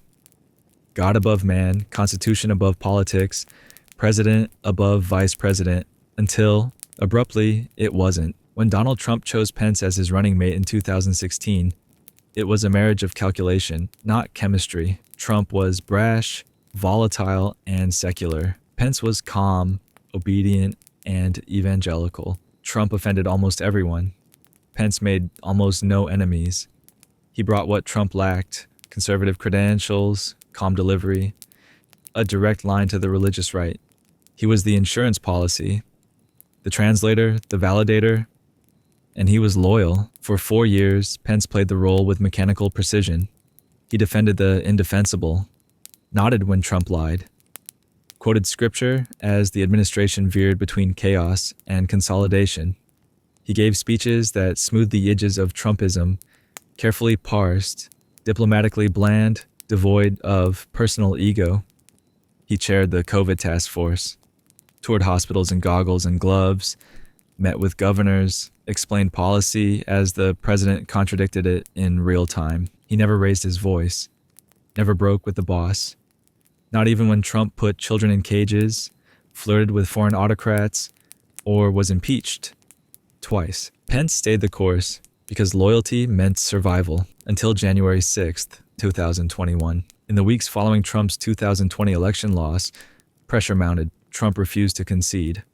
His team filed lawsuits, called fraud, whipped up his base. At the center of the conspiracy was one final fantasy: that the vice president, in his ceremonial role presiding over the electoral vote count, could simply refuse to certify the results. Pence knew it was false. He asked constitutional scholars, he read the law, he consulted history. The answer was always the same: the vice president has no such power. And so, when January 6th arrived, Pence took his seat on the Senate dais. The Capitol filled with chants of "Hang Mike Pence." Rioters built a gallows outside. Secret Service rushed him into hiding. Trump tweeted, "Mike Pence didn't have the courage." And in that moment, the final thread of loyalty snapped. Pence finished the job, certified the results, took no victory lap. Afterward, he kept silent, almost painfully so. He didn't testify publicly, didn't give long interviews. He walked a narrow line between condemning the violence and avoiding open war with a base that had once idolized him. The man who had spent 4 years in perfect formation found himself politically homeless, reviled by the left, abandoned by the MAGA right, and stranded in a shrinking center. He would run for president in 2024, barely register in the polls, suspend his campaign with a whimper, but his vice presidency remains a lesson in contradiction. He was loyal until the law demanded otherwise, obedient until obedience became complicity, invisible until the nation saw him standing alone between a coup and the Constitution. The man who followed him, Kamala Harris, would face a different kind of storm, not of insurrection, but of expectation. And for her, the question wasn't whether she could defy the president. It was whether she could ever escape him. Kamala Harris. Kamala Harris entered the vice presidency as a symbol, the first woman, the first Black American, the first South Asian American, the highest ranking woman in U.S. history. And from the moment she raised her hand on January 20th, 2021, standing beside a glass ceiling that was now cracked, but not shattered, the questions began. What would she do with it? What could she do? The Biden-Harris campaign had pitched her as the future, a sharp contrast to Trump-Pence's past. A former prosecutor, senator, and daughter of immigrants, Harris was both a barrier breaker and a careful political climber. She had the resume, she had the moment, and she had, supposedly, the mandate. But the vice presidency, even in its modern form, still has its laws of gravity, and Harris would learn them quickly. At first, there was pageantry, state dinners, historic photo ops, a steady drumbeat of firsts. She swore in senators, toured the country promoting the American Rescue Plan, represented the administration abroad. But behind the curtain, the machinery was grinding. Harris was given the immigration portfolio, a political landmine disguised as an assignment. She was asked to address root causes of migration from Central America, while the border itself remained a daily crisis point in right-wing media. She traveled to Guatemala and told migrants, "Do not come." The left bristled, the right scoffed, the center barely noticed. She struggled to define her lane. Staff turnover haunted her office. Anonymous leaks painted her as difficult, isolated, ineffective. Approval ratings fell. She became a proxy target for every dissatisfaction with the administration, from inflation to Afghanistan. And yet, through it all, she endured. More than that, she waited. Because what Harris had that few before her possessed was potential, not just symbolic, but constitutional. The Senate was split 50-50, and Harris's vote became the tiebreaker. Again and again and again, she cast more tie-breaking votes than any vice president in history, helping pass the American Rescue Plan, the Inflation Reduction Act, and a dozen judicial confirmations. Behind closed doors, she was decisive. But in public, the spotlight flickered. Her team struggled to craft a narrative. Her own caution made bold moves rare. Every word was scrutinized. Every laugh was memed. Every speech graded against impossible standards. Too harsh, too soft, too scripted, too casual. And then in 2024, everything changed. President Biden, facing mounting concerns over age and stamina, dropped out of the race. Harris became the presumptive nominee overnight. It was the moment she'd been preparing for and dreading for years. She campaigned fiercely, picked a running mate, debated Trump, rallied celebrities, activists, labor unions. Her base roared, but the country remained divided. And in the end, she lost, narrowly, bitterly. The electoral map turned, the blue wall crumbled. Her name joined the long list of vice presidents who tried and failed to make the final leap. On January 6th, 2025, in one last act of constitutional duty, she presided over the certification of her own defeat. The book closed with irony, not tragedy. Kamala Harris left office, still historic, still young, still unfinished. A former vice president in the spotlight, not the shadows. Poised, watchful, and her successor, J.D. Vance, would not be her opposite. He would be her inversion. Because where Harris had waited for history to crown her, Vance charged straight into it, wielding controversy like a campaign banner and asking, what if the vice presidency wasn't a responsibility? What if it was a weapon? J.D. Vance. J.D. Vance didn't arrive in Washington with the quiet discipline of an understudy. He arrived with a grudge. Sworn in as the 50th Vice President of the United States on January 20th, 2025, Vance represented a sharp rupture with the path carved by his predecessor, where Kamala Harris embodied cautious optimism and institutional respect. Vance stepped onto the stage with something far less polite, an appetite for demolition, dressed in populist conviction. He was young, the first millennial to hold the office. Sharp, articulate, unpredictable, a former Marine, a best-selling memoirist, a venture capitalist, a senator for 2 years, and a culture warrior by instinct. Vance wasn't just a political figure.